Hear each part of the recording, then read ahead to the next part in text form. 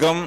ஜோதிடத்தில் நிறைய நுணுக்கமான ஆராய்ச்சிகள் நிறைய இருக்குது. ஜோதிடத்தை பொறுத்தவரை எப்படின்னு கேட்டிங்கன்னா தேடிட்டே இருக்கணும். அப்டேட் ஆகிட்டு இருக்கிறவனுக்கு மட்டும்தான் ஜோதிடத்தில் நிறைய விஷயம் கிடைக்கும். அப்டேட் ஆகாதவங்களுக்கு எந்த விஷயங்கள் கிடைக்கவே கிடைக்காது. ஸோ ஜோதிடத்தை தேடிக்கொண்டே இருக்க வேண்டும்.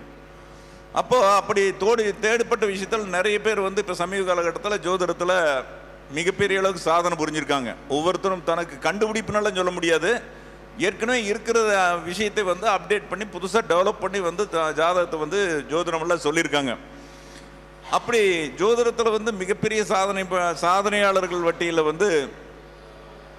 உயர் திரு சரவணன் சோமசுந்தரம் ஐயா அவர்கள் ஒரு சிற்பி போல ஜோதிடத்தில் உள்கிரகித்தல் அப்படின்னு ஒன்று இருக்குது. வாங்கி அதை டெவலப் பண்ணுறதுங்கிற ஒரு விஷயம். அப்போ வாங்கி கிரகித்து டெவலப் பண்ணக்கூடிய அளவில் மிகப்பெரிய அளவுக்கு ஒரு சாதனை புரிஞ்சிருக்கார். அதாவது பங்குச்சந்தை அப்படிங்கிறது ஒரு சாதாரண விஷயம் இல்லை. பங்குச்சந்தையில் ஒரு தமிழ்நாடு அளவுக்கு இந்திய அளவில் மற்ற சொல்ல முடியாத விஷயத்தை ஒரு போட்டு பண்ணி கொடுத்து அத்தனை பேர்த்தையுமே ஜெயிக்க வச்சுட்டு இருக்கார். பங்குச்சந்தை யாருமே தொடாத விஷயம். இதுதான் வரும், ஒரு நொடிக்கு நொடி மாறக்கூடிய விஷயத்தையெல்லாம் போட்டு சாஃப்ட்வேரில் போட்டு மக்களுக்கு கொடுத்துட்ருக்கார். அப்படி ஒரு விஷயம். அதே மாதிரி ஜோதிடத்தில் பேலன்ஸ் தியரின்னு சொல்லி ஒரு புது அணுகுமுறை கண்டுபிடிச்சு ஏறக்குறைய இவருக்கு கீழே ஏகப்பட்ட மாணவர்களை உருவாக்கியிருக்கார். ஒரு அற்புதமான ஞானம் பெற்றவர், அற்புதமான புகழ் பெற்றவர், அற்புதமான ஒரு சொல்லக்கூடிய வாக்குப்பலிதம் உள்ளவர். ஏன்னா ஜோதிடத்தில் முக்கியமாக வேண்டியது வாக்குப்பலிதம். அப்போ வாக்குப்பலிதம் பெற்றவர் அப்படின்னு சொல்லலாம். அப்படிப்பட்ட ஒரு மிகப்பெரிய ஒரு வித்தைக்கு சொந்தக்காரர். இந்த வாக்கு நாயகன் சொல்கிறாங்களே, அதே போல் நல்வாக்கு நாயகன் மாதிரி ஜோதிடத்தை சொல்லி மற்றவங்களுக்கு சொன்ன வாக்கி கரெக்டாக சொல்லி பண்ணக்கூடிய அளவுக்கு பரிகாரம் சொல்லக்கூடிய ஒரு நேர்த்தி ஒழுங்கு. நான் எத்தனை பேர் பார்த்துருக்கேன், இவரை பார்த்து எனக்கு வியந்து போனேன். இப்படிப்பட்ட ஒரு தமிழ்நாட்டில் இப்படிப்பட்ட ஒரு ஞானி, இப்படிப்பட்ட ஜோதிடத்தில் வித்தகர் இருக்கார் அப்படிங்கிறது வியந்து போனேன். அவருடைய பேச்சு நிறைய தடவை கேட்டிருக்கேன். இந்த தடவை அவருடைய பேச்சை பேசுமாறு வருக என்று வரவேற்கிறேன். அவருடைய பேச்சுக்காக ஆவலுடன் காத்து கொண்டிருக்கிறேன். வருக ஐயா. ஓம் காலகால ஈஸ்வராய நமக. பிரபஞ்ச சக்திக்கு நன்றிகள். குரு ஜோதிட ஆராய்ச்சியாளர் சங்கத்தின் தலைவர் மதிப்பிற்குரிய பூபதிராஜன் ஐயா அவர்களுக்கும் அவருடைய குழு நண்பர்களுக்கும் மனமார்ந்த நன்றிகளையும் வாழ்த்துக்களையும் தெரிவித்துக் கொள்கிறேன்.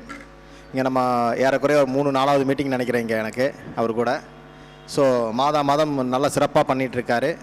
ஸோ இந்த முறை மீண்டும் ஒரு முறை நம்மளுடைய மருதமலை குருஜி ஐயா அவருடைய தலைமையில் நம்மளே ஒரு பேச்சாளராக அழைச்சிட்டு இருக்காரு. ஸோ இந்த கருத்தரங்கிற்கு தலைமை ஏற்றி நடத்தி கொண்டிருக்கக்கூடிய மருதமலை குருஜி ஐயா அவர்களுக்கு மனமார்ந்த நன்றிகளை தெரிவித்துக் கொண்டு என்னுடைய வணக்கங்களையும் உறுத்தாக்குகிறேன். மற்றும் யூடியூப் வழியாக பார்த்துட்டு இருக்கிற அத்தனை நேயர்களுக்கும் இங்கே வந்திருக்கக்கூடிய ஜோதிட ஆர்வலருக்கும் ஜோதிடர்களுக்கும் என் மனமார்ந்த நன்றிகளை தெரிவித்துக் கொள்கிறேன். இங்கே பார்த்தீங்கன்னா நிறைய பேர் நிறைய விஷயங்கள் கொடுக்குறாங்க. பட் நம்ம எப்போவுமே இந்த பணம் சார்ந்த விஷயங்கள் அப்படின்னு ஒரு விஷயத்தை நம்ம பேசிக்கிட்டே இருப்போம். ஏன்னா ஜோதிடர்களுக்கும் சரி வெளியிருக்கிறவங்களுக்கும் சரி பணம் என்பது ரொம்ப முக்கியமான விஷயம். ஸோ அதன் மூலிமா ஒரு சின்ன ஒரு விஷயத்தையும், அது போக சூரியன் சந்திரன் அம்மா அப்பாவை பற்றி ஒரு சின்னதாக ஒரு கருத்தும் நான் சொல்கிறேன். இது எப்படி இருக்குன்னு பார்த்துங்க. ஏன்னா ஜென்ரலாக இப்போ பார்த்தா பணமே பேசிகிட்டு இருக்கா, வேறு எதுவுமே தெரியாதுங்கிற மாதிரிலாம் கொஸ்டின்ஸ் வரதுனால நம்மளும் ஒரு கமர்ஷியலாக இறங்கி அடிக்க வேண்டியதாக இருக்குது சில இடத்துல. ஸோ அதனால் சில விஷயங்கள் அது சார்ந்த விஷயங்களையும் ஒன்று கொடுக்குறேன். இந்த பணம் அப்படிங்கிறது பார்த்தீங்கன்னா மனிதர்களுக்கு எல்லாருக்குமே தேவை. அது எப்போ சம்பாதிக்கிறோம் எப்போ விடுறாங்கிறது தான் இங்கே பெரிய பிரச்சனையாக இருக்கும். நம்ம பலமுறை சொல்லியிருக்கோம், குரு திசை, சனி திசை, ராகு திசை, கேது திசை. இந்த 4 திசைகளில் ஒருவன் கீழே போகாத ஆளும் கிடையாது, மேலே வராத ஆளும் கிடையாது. இந்த 4ல் ஏதாவது ரெண்டு உங்களை கொடுக்கும், 2 கெடுத்துரும். எப்போவுமே நான் சொல்லுவேன், ராகு கேது திசைகள் வருதா, ஒன்று அது பாதாள வீழ்ச்சிக்கு ரெடி ஆகிக்கங்க, இல்லைனா அது பாதாள வீழ்ச்சியிலேருந்து அப்படியே மேலே போகிறதுக்கு ரொம்ப டாப் 5ல் டாப் 10ல் நம்ம இருக்கிற துறையில் டக்குன்னு இவனா இப்படி ஆயிட்டான், எப்படி இருந்தானா இப்படி ஆயிட்டேன் அப்படிங்கிற மாதிரி இருக்கக்கூடிய ஒரு விஷயத்தை இந்த ராகு கேதுக்கள் செய்யும். அதே போல் குரு சனி, ராகு கேதுவை போன்ற இன்னொரு செட் என்னன்னு கேட்டிங்கன்னா குரு சனி. அப்போது அந்த குரு சனி என்ன பண்ணுவார்னா இதே போல தான், அந்த குரு சனி திசைகளிலும் பாதாளத்தில் இருக்கிறவன் லைஃப்பில் மேலே வரலாம், இல்லை மேலே இருக்கிறவன் கீழே போகலாம். இதுக்கு பேர் தான் கர்ம கிரகங்கள்னு பேர். புரியுதுங்களா? அவரே ஒரு எடுத்துக்காட்டு. ஏன்னா ராகு திசையில் சிறப்பாக நல்லா இருந்தான்னு அவரே வாயால் சொல்லியிருக்காரு, குரு திசையில் ஒன்றுமே இல்லாமல் போயிட்டார். இது ஒரு செயின் லிங்க். ராகு கொடுத்தால் கேது கெடுப்பார். பல இடத்துல பல முறை நான் போட்டுக்கிட்டே இருக்க ரீசன் என்ன தெரியுமா? நீங்கள் ஜோதிடமே பார்க்க வராதிங்க, பார்க்குற நேயர்கள் ராகு திசை டாப்னா குரு திசையில் பத்திரமா இருந்துக்கங்க. நீ எவனா வேணா இரு, உனக்கு 9ஆம் அதிபதி, 5ஆம் அதிபதி, 12ஆம் அதிபதி, 7ஆம் அதிபதி கெட்டு போவாய். குரு கெடுக்குமான குரு கெடுக்கும். அவருக்கு பேரே நல்ல தர்மவான்னு பேர். எங்கே இருக்க தூக்கி கொடுத்துட்டு போயிடுவார். எவன் அப்போ வீட்டு காசெல்லாம் பார்க்க மாட்டார், கடன் வாங்கியாவது கொடுத்துட்டு போயிடுவார். அப்போ ரொம்ப கவனமாக இருக்கணும். தன்னுடைய பேரையும் புகழையும் காப்பாற்றிக்கிறதுக்கு என் நிலைக்கும் இறங்கக்கூடியவர் தான் குரு. அப்போ காசு பணமெல்லாம் அவருக்கு முக்கியமாக தெரியாது. வீம்புக்கு சில விஷயங்களை பண்ணி அதில் லாக் ஆகிறவங்கள குரு. கரெக்டுங்களா? வீம்புக்கு சில விஷயங்களை வந்து லாக் ஆகிறவங்க குரு. எதையும் காரியத்தோடு செய்யக்கூடியவர்கள் சனி. காரியம் நான் இதுக்கு தான் பண்ணுறேன், இப்படி தான் பண்ணுறேன், இவ்வளோ தான் சம்பாதிப்பேன், எனக்கு இவ்வளோ வந்த இந்த அமௌண்ட் எனக்கு கிடைக்குங்கிறவ சனி. அப்போ குருவாக இருக்கிறீங்களா சனியாக இருக்கீங்களான்னு பார்த்துக்கங்க. குரு திசையில் சம்பாதிச்சவெல்லாம் ரொம்ப கம்மி சார். 99% சம்பாதிக்க மாட்டான். சரிங்களா? ஏறக்குறைய 1% ஆஃப் பீப்புள் சம்பாதிப்பாங்க. ஒரு மிட் லைஃபுக்கு மேலே 45லேருந்து 50 வயதுக்கு மேலே சம்பாதிப்பாங்க. அதுவும் அந்த திசை முடியறதுக்குள்ளார பிரச்சனை வந்துடும் அவங்களுக்கும். அதை அனுபவிக்கிறதுக்கு அவங்களுக்கு கொடுப்பனை கிடையாது. குரு தர்மவான் தான் பேர், தனக்கு வச்சுக்க மாட்டான். சனி அப்படி கிடையாது. எதையா இருந்தால் இழுத்து பிடிப்பான். 2 ரூபா கொடுத்தீங்கன்னா அதில் 1.5 ரூபா அவனுக்கு 50 பைசாவை அதுவும் காரியத்தோடு செலவு பண்ணுவான். புரியுதுங்களா? இவன் சனி. அப்போது குருவாக இருக்கிறீங்களா சனியாக இருக்கீங்களான்னு பார்த்துக்கங்க. 90% ஜாதகங்கள் குரு மைனஸாகத்தான் இருக்கும். 90% ஜாதகங்களுக்கு சனி பாசிட்டிவாகத்தான் இருப்பார். அவர் பாதகாதிபதி மாரகாதிபதி, அது அவருடைய ஜனன ஜாதகத்துக்கு ஒரு நெகட்டிவான பலனை செய்தாலும் பொருளாதாரத்தோடு போக வைப்பான் சனீஸ் பகவான். குரு திசை நல்லா இருந்ததுன்னு ஒருத்தர் சொல்லிட்டான்னு வச்சுக்கோங்களேன், சனியில் ஒன்றுமே இல்லை. சனியுடைய இன்னொரு ஆதிக்கமான பிச்சைக்காரத்தனம் அது பண்ணி விட்டுரும். கவனமாக இருக்கணும். சனிக்கு 2 காரகம் இருக்குது. ஒன்று வந்து பார்த்தீங்கன்னா தொழில் காரகன், ஒன்று வந்து வள்ளல்ங்கிற பேரும் சனிக்கு இருக்குது. அதே போல் சனி வந்து பிச்சைக்காரங்கிற பேரும் இருக்குது. குரு கொடுத்துட்டாரு சனியில் எக்ஸ்ட்ரீமெண்ட்டாக பார்த்துருவீங்க லைஃப்பில். ஏன்டா எனக்கு சனி திசை லைஃப்பில் வந்ததுன்னு ஃபீல் பண்ணிடுவீங்க. அதனால் குரு திசையில் வந்து நம்ம வந்து காலாடிட்டு உட்காந்து சாப்பிட்டு இருக்கலாம், சந்தோஷம் மட்டும் பற்றாதீங்க. அதுவும் சின்ன வயசில் வந்துடவே கூடாது. மிட்டேஜில் ரொம்ப சனி திசை வரும்போது ரொம்ப கஷ்டப்பட்டுருவீங்க. அதுவே குரு திசை மிட்டேஜில் வந்து காணாமல் போயிட்டேன்னா உனக்கு வயசு 60 இருக்கலாம், 65 இருக்கலாம், 70 இருக்கலாம், அடுத்து வரக்கூடிய சனி திசை உன்னை ராஜா மாதிரி போக வைக்கும். நீ செத்தே போனால் நல்லா போவேன். பார்த்தீங்களா? சனியுடைய காரம் எப்படி வருது? செத்து போகிறது, நல்லா இருக்கிறது, பிச்சை எடுக்கிறது எல்லாமே வரும். நீங்கள் ராஜாவாக போகிறீங்களா கஷ்டப்பட்டு போகிறீங்களாங்கிறது தான் மேட்ரு. ஸோ சனீஸ்வர பகவானை பொறுத்த வரைக்கும் நல்லதும் இருக்குது, கெடுதலும் இருக்குது. தொழிலதிபர்ன்றோம், அவனையே பிச்சைக்காரன்றோம். அப்போ அவர் தொழிலதிபராக பிச்சைக்காரனா? 2 காரகம் வச்சுருக்கான்ல. முடவன்றோம், அதே நேரத்தில் செயல்காரியன் அப்படிங்கிறோம், அதாவது செயலை செய்யக்கூடியவனுன்றோம். அப்போ அவன் முடவனா செயல் செய்வானா? அப்போ அந்த சனி எப்படி இருக்காருன்னு பார்க்கணும்ல. அவர் நல்லா இருந்தால் தானே காசு பணத்தை கொடுப்பாரு, உங்களை ஓட விடுவார், அப்போ தானே நீங்கள் தொழிலதிபர் ஆக முடியும். இல்லைன்னா உங்களை முடக்கி உட்கார வச்சிருவார், காசு பணம் காணாமல் போயிடும். புரியுதுங்களா? அதே சனியை தான் சொல்கிறாங்க பாவின்றானுங்க. அதே சனியை அப்பாவின்றானுங்க. பாவியா அப்பாவியா எப்படி கண்டுபிடிக்கிறது சொல்லுங்கள்? சனியை பாவின்றமா, அதே நேரத்தில் அப்பாவின்றமா? சனி அப்பாவிப்பாவன் அப்படி அப்பாவினா சனி, சனீஸ்வர பகவான் அப்பாவி. அவன் பாவியா அப்பாவியாங்கிறத இருக்கிற இடத்த வச்சு கண்டுபிடிச்சிடலாம். அது பாவத்தில் கிடையாது. அது ஒரு உயிராக இருக்காரா பொருளாக இருக்காரான்னு பார்த்து கண்டுபிடிக்க வேண்டிய விஷயம். சரி, இப்போ பார்க்குறதுக்கு வந்து பார்த்தீங்கன்னா சனியை வந்து நம்ம இன்னொரு விஷயம் என்ன சொல்கிறோம்? சனி வந்து என்னது கொடுஞ்செயலான் அப்படிங்கிறோம். அதே சனியைத்தான் பாசத்துக்கு ஏங்குறவன்றோம். அப்போ அவன் கொடுஞ்செயல் செய்கிறவனா இருந்தால் அவன் எப்படி பாசத்துக்கு ஏங்குவான்? புரியுதா? அப்போ பாசத்துக்கு ஏங்குறவனா கொடுஞ்செயலானா தெரியாமலே நீங்கள் சனீஸ்வர பகவானுக்கு உங்களுக்கு சனி திசை சரியில்லைன்னு சொல்கிறது தப்பா சரியா? இப்படி குருவுக்கு நிறைய விஷயங்கள் இருக்குது. குருவை போல் கொடுப்பவனும் இல்லை, கெடுப்பவனும் கிடையாது. நம்ம சனியை போல் கொடுப்பார் இல்லை, கெடுப்பார் இல்லை என்றோம்.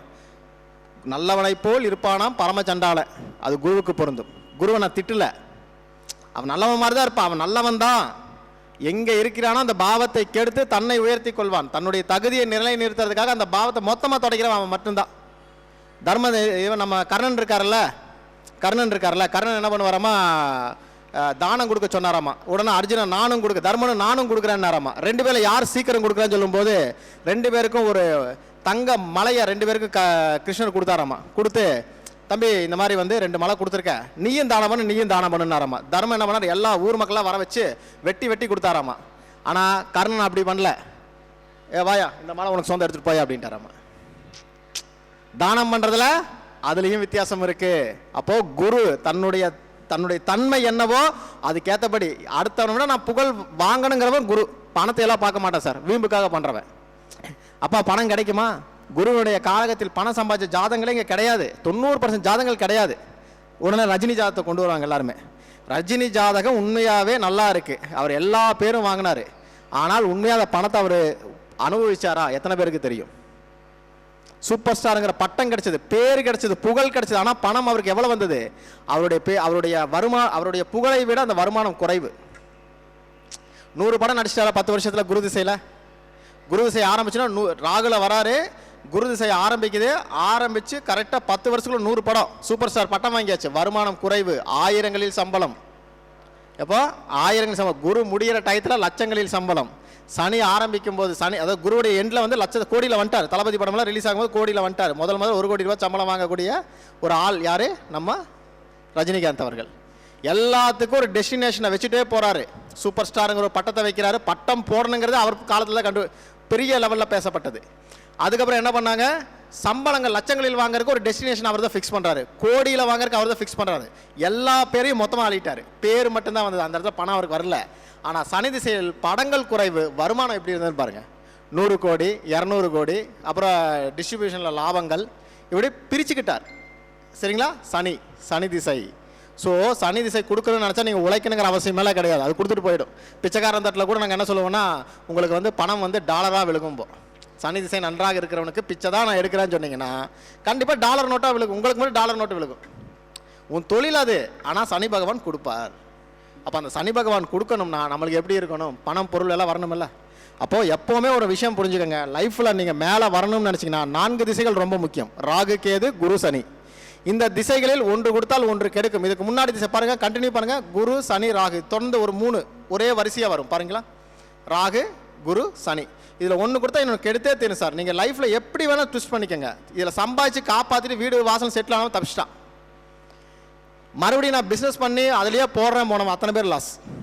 சரிங்களா? இது எந்த அளவுக்கு வந்து மொத்தத்தையும் அள்ளிட்டு போகுமா, ஜீரோ வாக்குமாங்கிறதெல்லாம் உங்களுடைய தனிப்பட்ட ஜாதக அமைப்புகளுடைய உச்ச நீச ஆட்சி பகை இந்த வீடுகளை பொறுத்து அதனுடைய அளவீடுகள் மாறுமே தவிர கண்டிப்பாக லாஸ் தான். நம்மளுடைய இவர் இருக்கார் பார்த்தீங்களா, அமிதாப் பச்சன் ஜாதகம் பார்த்துருக்கீங்களா? யாரை கூட 20-25 வருஷத்துக்கு முன்னாடி சம்பாதிச்சு அத்தனை காசு விட்டு அவங்க வீடு ஏலத்துக்கு போச்சு. மீண்டும் வந்து சம்பாதிக்கிறார். இன்னைக்கு பல ஆயிரம் கோடி சம்பாத்தியம். அப்போது கெடுக்கிறதுக்கு ஒரு கிரகம் இருக்குல்ல, அது அமிதாப் பச்சனாக இருந்தாலும் சரி, அனில் அம்பானி, முகேஷ் அம்பானி. அனில் அம்பானி காணாமல் போயிட்டாரா? டீலில் விட்டாங்கல்ல, முகேஷ் அம்பானி ஜெயிக்கிறார். ஜாதகத்தை பாருங்க. நான் சொல்கிற இந்த திசைகள் தான் லைஃப்பில் உச்சத்துக்கு கொண்டு போகும். இது இல்லாமல் வரவே முடியாது. மற்ற கிரகங்களை என்ன பண்ண ஒன்றும் பண்ண சப்போர்ட் பண்ண, அவ்வளோதான். நான் இதுக்கு முன்னாடி ஒரு வீடியோவில் பேசும்போது சொல்லியிருக்கேன், ஒவ்வொரு கிரகத்துக்கு நேர் எதிர் வீடுகள் மாறி வரும். இப்போ குரு கெட்டு போச்சுன்னா புதன் நல்லா இருப்பார். நேர் எதிர் வீடா? இதை வச்சு பிரிச்சுக்கணும் நீங்கள். ஏன்னா குரு ஒரு செட்டு, சனி ஒரு செட்டு, ராகு ஒரு செட்டு. இந்த 3மே பார்த்தீங்கன்னா மண்டலங்களில் ஒவ்வொரு இடத்துக்கு அதிபதியாக இருப்பாங்க. அப்போ இதுக்குள்ளே தான் அந்த மற்ற கிரகங்கள் சப்போர்ட்டிவாக இருக்கும். அப்போ குரு கெடுக்கிறாருன்னா புதன் கொடுத்துருவார். புரியுதுங்களா? செவ்வாய் கொடுக்குறாருன்னா சுக்கிரன் கெடுத்துருவார். சனி சூரியன் சந்திரன் கெடுத்துருவாங்க. எடுத்து பாருங்க, உங்கள் திசைகளில் நான் சனி திசையில் நல்லா இருக்கேன்னு சொல்லிட்டு சூரியனுடைய வீட்லையோ சந்திரன் வீட்லையோ இன்னொரு கிரகம் திசை நடத்தினா காணாமல் போயிடுவீங்க. திசையெல்லாம் வர வேண்டாம். சனி திசை வரணும், சூரிய திசை சந்திர திசை வரலன்னு கவலைப்பட்டுறக்கூடாது. எனக்கு இன்னும் 120 வருஷம் கழிச்சு தான் எனக்கு அந்த திசையை ஆரம்பிக்கிறதுல சந்தோஷமும் பற்றக்கூடாது. அந்த வீட்லேயோ அந்த சாரத்தில் கிரகம் திசை நடத்தினா லாஸை சந்திச்சேன்னு சொல்லாத ஆள் ஒரு ஆள் கிடையாது. எழுதி வச்சுங்க. இது வந்து ஒரு செயின் லிங்க் மாதிரி. நீ நல்லது பண்ணால் நான் கெட்டது தான் பண்ணுவேன். இந்த முனைக்கு இன்னொரு முனை ஆப்போசிட் முனை. அப்போ சனி நல்லதுன்னா நேர் ஆப்போசிட் வீடுகள் யார் வீடுங்க? சனி சந்திரனும் சூரியனா? அது கண்டிப்பாக அடி வாங்கும். கண்டிப்பாக மைனஸ் தான். அதில் எந்த விதமாக பாசிட்டிவ் பார்க்க முடியாது. அப்போ எப்படி சம்பாதிக்க முடியும்? அப்போ சம்பாதிக்கணும்னா இந்த 4 கிரகங்களில் 2 முக்கியம். சரி, இது எப்படி சார் பிரிக்கிறதுன்னு கேட்டால் உயிர் பொருள் கான்செப்ட். நான் திரும்ப சொல்கிறது வந்து உயிர் பொருள் கான்செப்டில் பாருங்கள். பொருளாதார வீடுகளில் கிரகங்கள் இருக்கணும். இருந்தால் மட்டும்தான் வெளி உலகத்துக்கு தெரியப்படுத்துவீங்க. சம்பாதிக்கிறதுக்குன்ற விஷயங்கள் அதுக்குள்ளே தான் இருக்குது. அது இல்லாமல் உங்களால் சம்பாதிக்க முடியாது. புரியுதுங்களா? இது இருந்தால் மட்டும்தான் லைஃப்பில் ஜெயிக்க முடியும். சரி, இப்போ பாருங்கள், ராகு, கேது, குரு, சனி இதெல்லாமே நம்ம பேசுகிறோம். எல்லாமே ஓகே. இது எது கொடுக்குங்கிறதே நிறைய பேருக்கு தெரியல. உங்களுடைய விரையாதிபதி யாருன்னு பார்த்துங்க. அவர் பொருளாதாரத்தை கொடுத்தால் ஒவ்வொரு வீடாக ஆப்போசிட் வீடாக போட்டு வாங்கல, உங்களுக்கே கிடச்சிரும் ஈஸியாக. விரையாதிபதி பொருளாதாரத்தை கொடுத்தால் முதல் பகுதி லைஃப்பில் செட்டில்மெண்ட்டுங்கிறோம். கொடுக்கலனா 2வது பகுதி லைஃப்பில் செட்டில்மெண்ட் சொல்கிறோம். அப்போ இந்த கிரகங்களுக்கு ஒரு முக்கியத்துவம் உண்டு. அப்போது இதில் எந்த கிரகம் உங்களுக்கு ஏதாவது ஒரு இடத்துல அடிபட்டுருப்பீங்களா? ஜோதிடம் பார்க்குறதுக்கு ஒரு இடத்துல அடிபட்டுருப்பீங்களா? எந்த திசா புத்தியில் அடிபட்டிங்கன்னு பாருங்கள். ராகு எனக்கு எடுத்துட்டார் சார்னா அதுக்கு அடுத்து வரக்கூடிய திசை நல்லா தான் இருந்திருக்கும். குரு நல்லா தான் சார் இருந்தார், புத்தி நல்லா தான் சார் இருந்தது. அதுதான் உங்கள் திசைகள். ஒரு திசை எடுத்துக்கங்க, எந்த புத்தி கெடுக்குது நோட் பண்ணி வச்சுட்டு வாங்க. அது இன்னொரு புத்தி எது கொடுக்குதுன்னு வச்சுக்கோங்க. அதுதான் உங்களுடைய தசா புத்தி காலத்தில் வரக்கூடிய திசைகளிலும் நடக்க போகுது. இது மாறவே மாறாது. எனக்கு ராகு புத்தி மட்டும் பரவாயில்லன்னு இருந்ததுங்க. அப்போ ராகு நல்லா இருக்க போகிறேன், ராகு திசை வந்தால் நல்லா இருக்க போகிறேன். அப்போ அங்கே மாறுமானா மாறாது. ராகு கொடுக்குற இடத்துல இருக்கனால தான் அந்த புத்தியில் உங்களுக்கு கொடுக்குறாரு. அப்போ நீங்கள் ஒரு திசா புத்தி எடுத்துனா சந்திர திசை ஓடுது, ஒரு சூரிய திசை ஓடுது அப்படின்னு எடுத்துட்டிங்கன்னா கூட அதில் 9 புத்திகளை பிரித்து எந்த புத்தி கெடுத்தது எந்த புத்தி கஷ்டப்படுத்துன்னு நீங்கள் பிரிச்சிங்கன்னா நான் சொல்கிற இந்த ரூல்குள்ளே தான் இருக்கும். இது அப்படியே திசையாக வரும்போது மாற்றிக்கங்க. அந்த திசைகள் உங்களை வாழ வைக்கும். இதுக்காக நீங்கள் கொண்டு போய் ஜாதகத்தை எல்லாம் எடுத்துகிட்டு வந்து காட்டணுங்கிற அவசியமெல்லாம் கிடையாது. வர்றது வராது உங்கள் தனிப்பட்ட விருப்பம். ஈஸியாக நீங்களே பார்த்தோன்னா ஆமாம் என் திசை சரியில்லை நீங்களே சொல்லிடுவீங்க.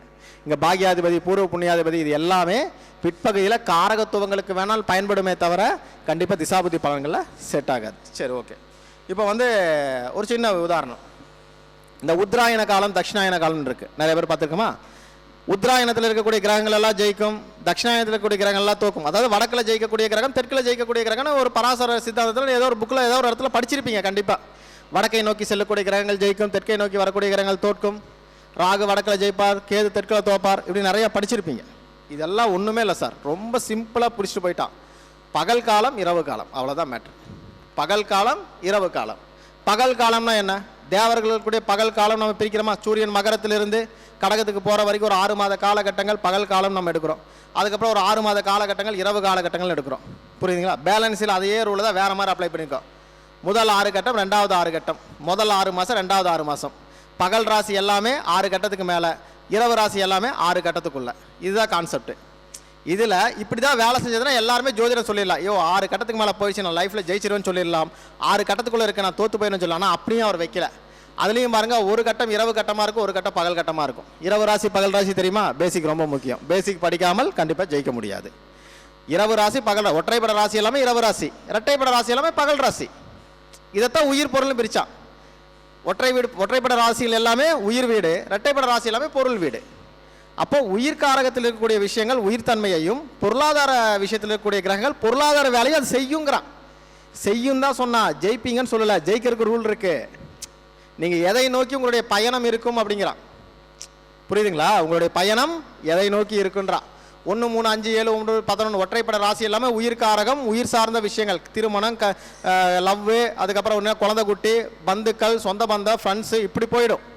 இரட்டைப்பட ராசியெல்லாம் என்ன பண்ணும்? பொருளாதாரம், காசு, பணம், நான் ஜெயிக்கணும், கடன் கட்டணும், குழந்தைய படிக்க வைக்கணும், கமிட்மெண்ட்டு, வீடு கட்டணும், வண்டி வாங்கணும், வாசல் வாங்கணும், அந்த கமிட்மெண்ட்டுக்குள்ளே கொண்டு போயிடும். இது இயங்கும் போது இன்னொரு வீடு அடிபட்டுறா. அதுக்கு தான் நம்ம சொல்லிகிட்டே இருக்கோம், ஒன்று கொடுத்தால் ஒன்றை கெடுப்பார். பாவத்தில் சொல்கிறோமா இல்லையா? 1, 5, 9 பாவத்தை என்ன சொல்கிறோம்? தர்ம பாவம்னு சொன்னான். தர்மம்னா என்ன? டேய் ஏமாற போகிறடா, நீயா கொடுத்துட்ட புண்ணியண்டா அப்படிங்கிறான். நம்ம அங்கே போய் தொழில் பண்ணிட்டு உட்காந்துருப்போம். கரெக்டா? தொழில் பண்ண எப்படி இருக்கும்? லாஸ் ஆகிடுவோம். நீ தர்ம பாவத்தை இயக்கிட்டு இருக்க. தர்மம்னா என்ன? வர்றவனுக்கு எடுத்து கொடுக்கறது. தர்மர் கொடுக்குறாரு இல்லையா? அது மாதிரி எடுத்து கொடுக்கறது. நீங்கள் அந்த பாவம் இயங்கும் பொழுது, அந்த வீட்டிலேருந்து கிரகம் திசை நடத்தும் போது நீங்கள் எப்படி பொருளாதாரத்தை எப்படி பேசுவீங்க? அதுதான் சொன்னா 2, 6, 10க்கு விரயபாவன்ட்டான். உங்களுடைய இரட்டைப்பட ராசிக்கு விரயபாவம், காசு பணம் கிடைக்காதுன்ட்டா. நம்ம என்ன பண்ணால் பூர்வ புண்ணியம் நடக்குது போடுற ஒரு சூப்பராக சம்பாதிச்சிடலாம்பா. உங்கள் அப்பா அம்மா சம்பாதிச்சு வச்சுருந்தா வரும். உங்கள் அப்பா அம்மா சம்பாதிக்காமல் உனக்கு எப்படி காசு வரும்? அது 1, 5, 9 எதிர்பாவங்களாக வேலை செய்யும். அப்போ தர்மபாவம். ஒரு குழந்தைக்கு வேலை கிடைக்குமான்னு கேட்டிங்கன்னா குழந்தைங்களுக்கு வேலை கிடைக்கும். ஏன் பூர்வசிக்கு சொத்து கிடைக்குமா? கிடைச்சிரும். காசு பணம் வராதுன்னு சொல்லல, அது வரக்கூடிய பாவம் என்ன சொல்லுது? பாவத்தை படிக்காமே நம்ம ஜோதிடம் பேசிகிட்டு இருக்கோம். 1, 5, 9 தாத்தா பாட்டி சொத்து கேட்குறோமா? பூர்வ புண்ணியாதிபதி சொத்து, எங்கள் அப்பன் சம்பாதிச்ச சொத்து, என் குழந்தை சம்பாதிக்க போடிய பணம், இதில் மூலிமா லாபம் உண்டு. உன்னால் 10 ரூபா 1 கோடி ரூபா நான் கொடுக்குறேன். அந்த திசை முடியும் போது 1 கோடியே 1 ரூபா என் கையில் கொடுத்துட்டீங்கன்னா நீ ஜெயிச்சிட்ட. நான் அதிகமாகலாம் கேட்கல. 1 கோடியே 1 ரூபா அப்படியே முழுசாக கொண்டு வந்து கொடுத்துட்டீங்கன்னா நீ ஜெயிச்சிட்ட. அதில் 1 ரூபா குறைஞ்சாலும் நீ தோத்துட்ட. ஓடுனா அந்த வருடங்கள் வேஸ்ட்டா? உன் லைஃப் வேஸ்ட்டா? அப்படியே இருக்கும். கண்டிப்பாக லாஸ் தான் வரும். இதைத்தான் நம்ம சொல்கிறோம். சில பேருக்கு அது ஈவன் பண்ணிவிடும். அது பொருளாதாரமாக கன்வெர்ட் ஆகி என்னன்னா ஒரு லாஸை கொடுத்து மறுபடியும் அதை தூக்கி நிறுத்தி வச்சுட்டு போயிடும். லாபமும் இல்லை, நஷ்டமும் இல்லை, நியூட்ரலாக போயிடும். இது மாதிரி ஒரு கான்செப்ட் பார்க்கணும். 2, 6, 10 பாவத்தை என்ன சொல்கிறோம்? அர்த்த திரிகோணம் சொல்கிறோம். அர்த்தம்னா என்ன? சம்பாதிக்கிறது. நீ வாழக்கூடிய வழிமுறையை சொல்லக்கூடிய பாவம். அப்போ அந்த வழிமுறை எங்கே இருக்குது? அப்போ 2, 6, 10 திசைகள் ஏதாவது ஒன்று நடக்கணும். அதில் இன்னைக்குன்னு ஒரு கிரகம் திசை நடத்தணும். நடத்தும் போது அந்த பாவாதிபதி எங்கே இருக்காரோ அதன் மூலிமா ஒரு தொழில் கிடைக்கும். அதன் மூலிமா ஒரு 10 ரூபா காசு பார்க்கலாம். புரியுதுங்களா? அப்போ தான் பணம் வரும். இந்த பாவத்தில் யாருக்கெல்லாம் 2, 6, 10 யாராவது ஒருத்தருக்காவது சனிங்கிற பாவம் இருக்கணும், இல்லைனா சனி கிரகம் உட்காந்துருக்கணும், இல்லைனா குரு உட்காந்துருக்கணும், இல்லை ராகு உட்காந்துருக்கணும், கேது உட்காந்துருந்தா கண்டிப்பாக சம்பாதிப்பீங்க சார். எவங்காலும் நீங்கள் பிடிக்க வேண்டிய அவசியம் வராது. ஒரு கட்டத்தில் வந்தாலும் இன்னொரு கட்டத்தில் சம்பாதிச்சே தீருவீங்க. இது பணத்தை இயக்கக்கூடிய பாவங்கள். 2 6 10ங்கிறது அர்த்த திரிகோணம். அர்த்தம்னா சம்பாதிக்கும் வாழும் வழிமுறைகளை சொல்லக்கூடிய பாவம். நம்ம வாழ்க்கையில் என்ன பண்ணணும் என்ன பண்ணக்கூடாதுங்கிறத கற்றுக் கொடுக்கக்கூடிய பாவம். அடுத்த கர்மா நீங்கள் செய்ய நல்லது கெட்டது எல்லாமே இங்கே தான் ரிஜிஸ்டர்ட் ஆகிட்டு இருக்கும். அப்போ இது ஒரு செல்வ நிலையாக மாறப்போகுது. அப்போ செல்வ நிலைக்கான பாவம் எது? முதல் தரமான பாவம் 2 6 10 தான். புரியுதுங்களா? இது இல்லாமல் பண்ண முடியாது சார். அப்போ 5ஆம் இடத்து 8ஆம் இடத்துல பணபரஸ்தானம் சொன்னானே, அதெல்லாம் தப்பா? 5ங்கிறது என்ன? உங்கள் தாத்தா சம்பாதிச்சு வச்சது, அதிர்ஷ்டத்தால் வரக்கூடியது. இருந்தால் அவர் இல்லைன்னா 0. உண்மையாகவே உங்களுக்கு 5ஆம் பாவம் காசை கொடுக்குது, திசை நல்லா இருக்குன்னா உங்கள் தாத்தன் கண்டிப்பாக ஒரு சொத்தை வச்சுருப்பான். அவனுக்கு எல்லாம் பணம் வரும் திசை நடக்கும்போது, இல்லைன்னா வராது. 5ஆம் பாவம் தான் அதிர்ஷ்ட பாவம்னு சொன்னான். 5ஆம் பாவம் தான் ஷேர் மார்க்கெட்டுன்னு சொன்னான். நாங்கள் ஷேர் மார்க்கெட் பண்ணுறோம். எனக்கு 5ல் குரு நிற்கிது, சம்பாதிக்கிறேன், திறமையை தாண்டி சம்பாதிக்கும் போது ஒருத்தன் தூக்கிட்டு ஓடுறான். அது போகணுங்கிறது விதி. எப்படி போகுது நம்ம கையில் கிடையாது. அது ஃப்ரெண்டுன்னு இருக்கிற ஒருத்தன் பேரில் வந்து தூக்கிட்டு போகிறான், எல்லாமே பண்ணுறான். ஆனால் அந்த பாவம் லாஸ் தான். அப்போ அந்த பாவங்கள் இயங்கும் போது வேலை செய்யாது. 11ஆம் பாவம் மட்டும் எப்படி சார் சம்பாதிக்கிறான்னா எதிராளி தோற்றுருவான். அவனுக்கு 7க்கு 5ஆம் பாவம், அவன் காணாமல் போயிடுவான லைஃப்பில். 7க்கு 5ஆம் பாவம் வேலை செய்தால் அது உங்கள் லக்னத்துக்கு 11ஆம் பாவம் உபஜயஸ்தானம். எதிர்பாராத திடீர் வெற்றின்னு அர்த்தம். எவனாவது ஒருத்தன் கொண்டு வந்து எங்கள் தாத்தன் சொத்து பாட்டன் சொத்து உங்கள் அன்னைக்கு உங்கள் தாத்தா எங்கள் இதில் பணம் கொடுத்துட்டு போகிறான் பார்த்தீங்களா, அதெல்லாம் உபஜயஸ்தானம். அதெல்லாம் வேலை செய்யும். கொடுத்தது எங்கேயோ வசூலாக திடீர் வசூலானா அது உபஜயஸ்தானம். இது இல்லாமல் சம்பாதிக்க 3 6 10 11 வேலை செய்யாமல் சம்பாதிக்க முடியாது. அந்த 11ங்கிறது எதிர்பாவத்துக்கு 5ஆம் பாவம். அவன் தோக்குறான், நீங்கள் ஜெயிக்கிறீங்க. அப்போ உங்கள் 5ஆம் பாவம் வேலை செஞ்சு என்ன பண்ணுவீங்க? நீங்கள் தோத்து அடுத்தவனை ஜெயிக்க வச்சிருவீங்க. கவனமாக இருக்கணும். அதனால தான் இந்த இடத்துல அமைதியாக உட்காருங்க. தொழிலை போட்டிங்கன்னா காணாமல் போயிடுவீங்க, பண்ணாதீங்கன்னு சொல்கிறது. இல்லை அதெல்லாம் தாண்டி பண்ணுவீங்கன்னா அது உங்கள் விதி. அடிபட்டதுக்கு அப்புறம் சார் நீங்கள் சொன்னது அதுக்காக ஃபீஸ் தரீங்க, நடக்கக்கூடாதுங்கிறதுக்காக வர்றீங்க. ஃபீஸ் எதுக்கு கொடுக்குறீங்கன்னா எல்லாம் நடந்தது சொல்லுவோம், அதுக்கப்புறம் நீங்கள் ஒரு அடிபட்டுட்டு அது நடந்துச்சுன்னு சொல்கிறதுக்கு எதுக்கு ஒரு ஃபீஸு? புரியுதா? சொல்கிறத காப்பாற்றிக்கணும். சரியா? சரி, இப்போ பாருங்க, அடுத்த 3 7 11 என்ன பாவம் சொல்லியிருக்கோம்? 3 7 11 திருமண பாவங்கள். கலத்திரஸ்தான பாவம், அதுக்காக லவ் வர்றது, குழந்தை குட்டிக, சந்தோஷம், பந்துக்கள் எல்லாமே வரும். சமூகத்தில் நீங்கள் யாரையெல்லாம் பார்க்குறீங்களோ அவங்க எல்லாமே 3 7 11க்குள்ளே தான் இருப்பாங்க. உங்கள் நண்பர்களாக இருக்கலாம், பக்கத்து வீட்டுக்காரனாக இருக்கலாம், ஒய்ஃபாக இருக்கலாம், லவ்வராக இருக்கலாம், பக்கத்து வீட்டு தெரிஞ்சவனுக்கு தெரிஞ்சவனாக இருக்கலாம். எல்லாம் 3 7 11க்குள்ளே தான். இதில் காசு வரும், சில இடத்துல வராது. ஒன்று நீங்கள் லாஸு, இல்லைனா அவள் லாஸு, இல்லை 2 பேரும் ஈக்குவலைசேஷன் ஆகும். அதனால தான் இந்த 3 7 11 என்ன சொன்னா மீடியேட்டர் பாவன்ட்டா ஒரே வார்த்தையா. சொந்த காசு போடாத, ஒர்க்கிங் பார்ட்னராக போ. எப்படி? ஒர்க்கிங் பார்ட்னராக போ. இல்லையா நீ வந்து அவன் ஒரு வேலை சொல்லனா மீடியேட்டர் ஒர்க்கு, அவனை இவனை ஜாயின் பண்ணி விடு, நீ ஒரு காசை வாங்கிட்டு போ. இதெல்லாம் சொல்கிறது 3 7 11. நல்லா பாருங்க, 3 7 11 10ஆம் தேதி எவனுக்கெல்லாம் இருக்கும் பாருங்க, மீடியேட்டர் ஒர்க் கண்டிப்பாக ஒரு நாளாவது பண்ணுவான். இந்த போஸ்ட் ஆஃபீஸில் வேலை பார்க்குறவன் வந்தான், கொரியர் பாயாக வந்தான், ஸ்விக்கியில் வந்து டெலிவரி கொடுக்குறவன் வந்தான், சரிங்களா, இந்த மேரேஜ் அசம்பிளராக வந்தான். நீங்கள் எதுக்கெல்லாம் கான்ட்ராக்ட் இருக்கோ அத்தனை கான்ட்ராக்ட் இந்த 3 7 11 தான் இருக்குது. செக் பண்ணி பார்த்துங்க. அது எதை சார்ந்த தொழில் என்பது பாவ ரீதியாக நீங்கள் கால்குலேட் பண்ணிக்கங்க. உங்களோட 10ஆம் அதிபதி யாரோ அதோடைய 22வது நட்சத்திரத்துடைய தொழில் இந்த மீடியேட்டர் பாவத்தில் இருக்கும். நம்ம என்ன சொல்கிறோம்? புதனை என்ன சொல்கிறோம்? ஐடின்னு சொல்கிறோமா? ஐடின்னு சொல்கிறேன். இன்றைக்கி வந்து ஏஐக்குள்ளே கொண்டு வந்துட்டோம். புதன் ராகுன்னு ஏஐ சொல்லிட்டோம். எல்லாமே வந்து ஐடி ஃபீல்டுக்குள்ளே வந்துட்டாங்க. இது எங்கே வருது? 3 7 11 தான் வருது. 3ஆம் அதிபதி நல்ல நிலையில் இருந்தால் 10ஆம் அதிபதி கூட தொடர்பு கொண்டால் ஐடிக்குள்ளே போவான்னு நம்ம சொல்கிறோமா இல்லையா? சில பேர் 3ஆம் அதிபதி நல்லா இருந்து 4ஆம் அதிபதி ஒரு ட்ராவல்ஸ் ஏஜென்சியாக இருப்பான். படிக்காதவன் ட்ராவல்ஸ் ஏஜென்சி, படித்தவன் அதுக்கு ஓனராக இருப்பான். அவ்வளோதான் வித்தியாசம். ஸோ அந்த பணம் எங்கிருந்து வருது அப்படிங்கிறத நம்ம பார்த்துக்கணும். 4 8 12 புதிய சாம்ராஜ்யங்களை உருவாக்கும் அல்லது பழைய சாம்ராஜ்யங்கள் இருக்கிறத சரிச்சுட்டு போயிடும். எங்கள் அப்பா பெரிய கோடீஸ்வரன் சார், செம கோடீஸ்வரன் சார் அப்படின்னு ஒருத்தருக்கு திசை நடத்தி 4 8 12 திசை நடத்தி ஆட்சி உச்சம் பெற்றோ இல்லை மூலத்திரிகோணம் அடைந்தோ அல்லது ராகு கேதுக்களோட இணைந்தோ ஏதாவது ஒரு பெரிய திசாபுத்திகள் கூட இணைந்து வந்துருச்சுன்னு வச்சுக்கோங்களேன், அது உயிர் காரகமாக மட்டும் வேலை செய்தால் உங்களோட சாம்ராஜ்யம் சரிஞ்சு போச்சு சார், 0. எங்கள் அப்பன் சேர்த்து வச்ச பேர் புகழ் பணம் எல்லாத்தையும் இழந்துட்டு நடுத்தேர்வு நிற்கிறான்னு சொல்கிறான் பார்த்தீங்களா, அவனுக்கு எல்லாம் 4 8 12 பார்த்துங்க. இழந்ததை மீக்கிறது யார் தெரியுமா? அதே 4 8 12 தான். அந்த 4 8 12 நின்று கிரகம் திசை நடத்தணும், அல்லது 4 8 12 அதிபதிகள் திசை நடத்தணும், இல்லைனா அந்த கிரகங்கள் திசை நடத்தும் பொழுது 4 8 12 நிற்கணும். நின்றுடுச்சுன்னா இழந்ததை மீட்பீர்கள். 4 8 12 எனக்கு மோட்சஸ்தானம் சொன்னோமா? எதிர்பாவத்துக்கு 2 6 10, 7ஆம் பாவத்துக்கு 2 6 10, நம்மளுக்கு 4 8 12. அப்போ அவன் தோப்பான், நம்ம ஜெயிப்போம். இதே 4 8 12 நம்ம தோத்தோம்னா அவனுக்கு எதிராளிக்கு வருமான பாவம். அது புரியுதா? ஏன் நம்மளை கெடுக்குது கொடுக்குன்னு சொன்னோமா? அவனுக்கு முழு வருமானத்தை கொடுத்தா நீங்கள் டோட்டலாக தோற்றுருவோம். இதில் ராகு கேது குரு சனி இருந்து அவனுக்காக திசை நடத்திருச்சுன்னா ரொம்ப கவனமாக இருந்துங்க. ஒன்று அதில் பாதாளம், இல்லைன்னா ஓவர் நைட்டில் கோடீஸ்வரன். ஒபாமா தான். அப்புறம் பிடிச்சா ஃப்ளைட்டு தான். அப்புறம் யாரும் உங்களை பிடிக்க முடியாது. புரியுதுங்களா? இந்த 4, 8, 12 மோசமான ஒரு இடத்த பார்க்கும். இதுக்கு பேர் மோட்சஸ்தானம் சொன்னா. மோட்சம்னா என்னது? முற்றிலும் மாறுபட்ட, அவ்வளோதான், இருக்கிற நிலையை கடந்து போகிறது. இதுதான் மோட்சம். நீ எந்த நிலையில் இருக்கிறாயோ அந்த நிலையை கடப்பது தான் மோட்சம். அப்போ அம்பானியோட பையனுக்கு 4, 8, 12 நடந்துன்னு வச்சுக்கோங்களேன். ஒருத்தருக்கு 4, 8, 12 நல்லா இருக்கும், ஒருத்தருக்கு 4, 8, 12 நல்லா எல்லாம் போகலாம். அவங்க அப்பா விட இப்போ முகேஷ் அம்பானி நல்லா பேர் வாங்குறாரு. எப்படி? அவர் அப்பா சில 1000 கோடிகளை பிஸ்னஸ் பண்ணுறாரு, இன்றைக்கி அவர் சில லட்ச கோடிகளை பிஸ்னஸ் பண்ணுறாரு. அப்போ சில லட்ச கோடிகள் அப்படின்னாலும் நீங்கள் ராகு கேதுக்களை மட்டும் எடுக்கக்கூடாது. 4, 8, 12 பாவம் வந்தால் கடல் கடந்து பிஸ்னஸ் பண்ணுவாங்கிறது கன்ஃபார்ம். ஏன்னா 12ஆம் இடம் 2வது தொழில்னு சொல்கிறோமா? அப்போ 2வது தொழில் லாபம் வரணும்னா அது பொருளாதாரமாக இயங்கணும். புரியுதுங்களா? இது இயங்காமல் சம்பாதிக்க முடியாது.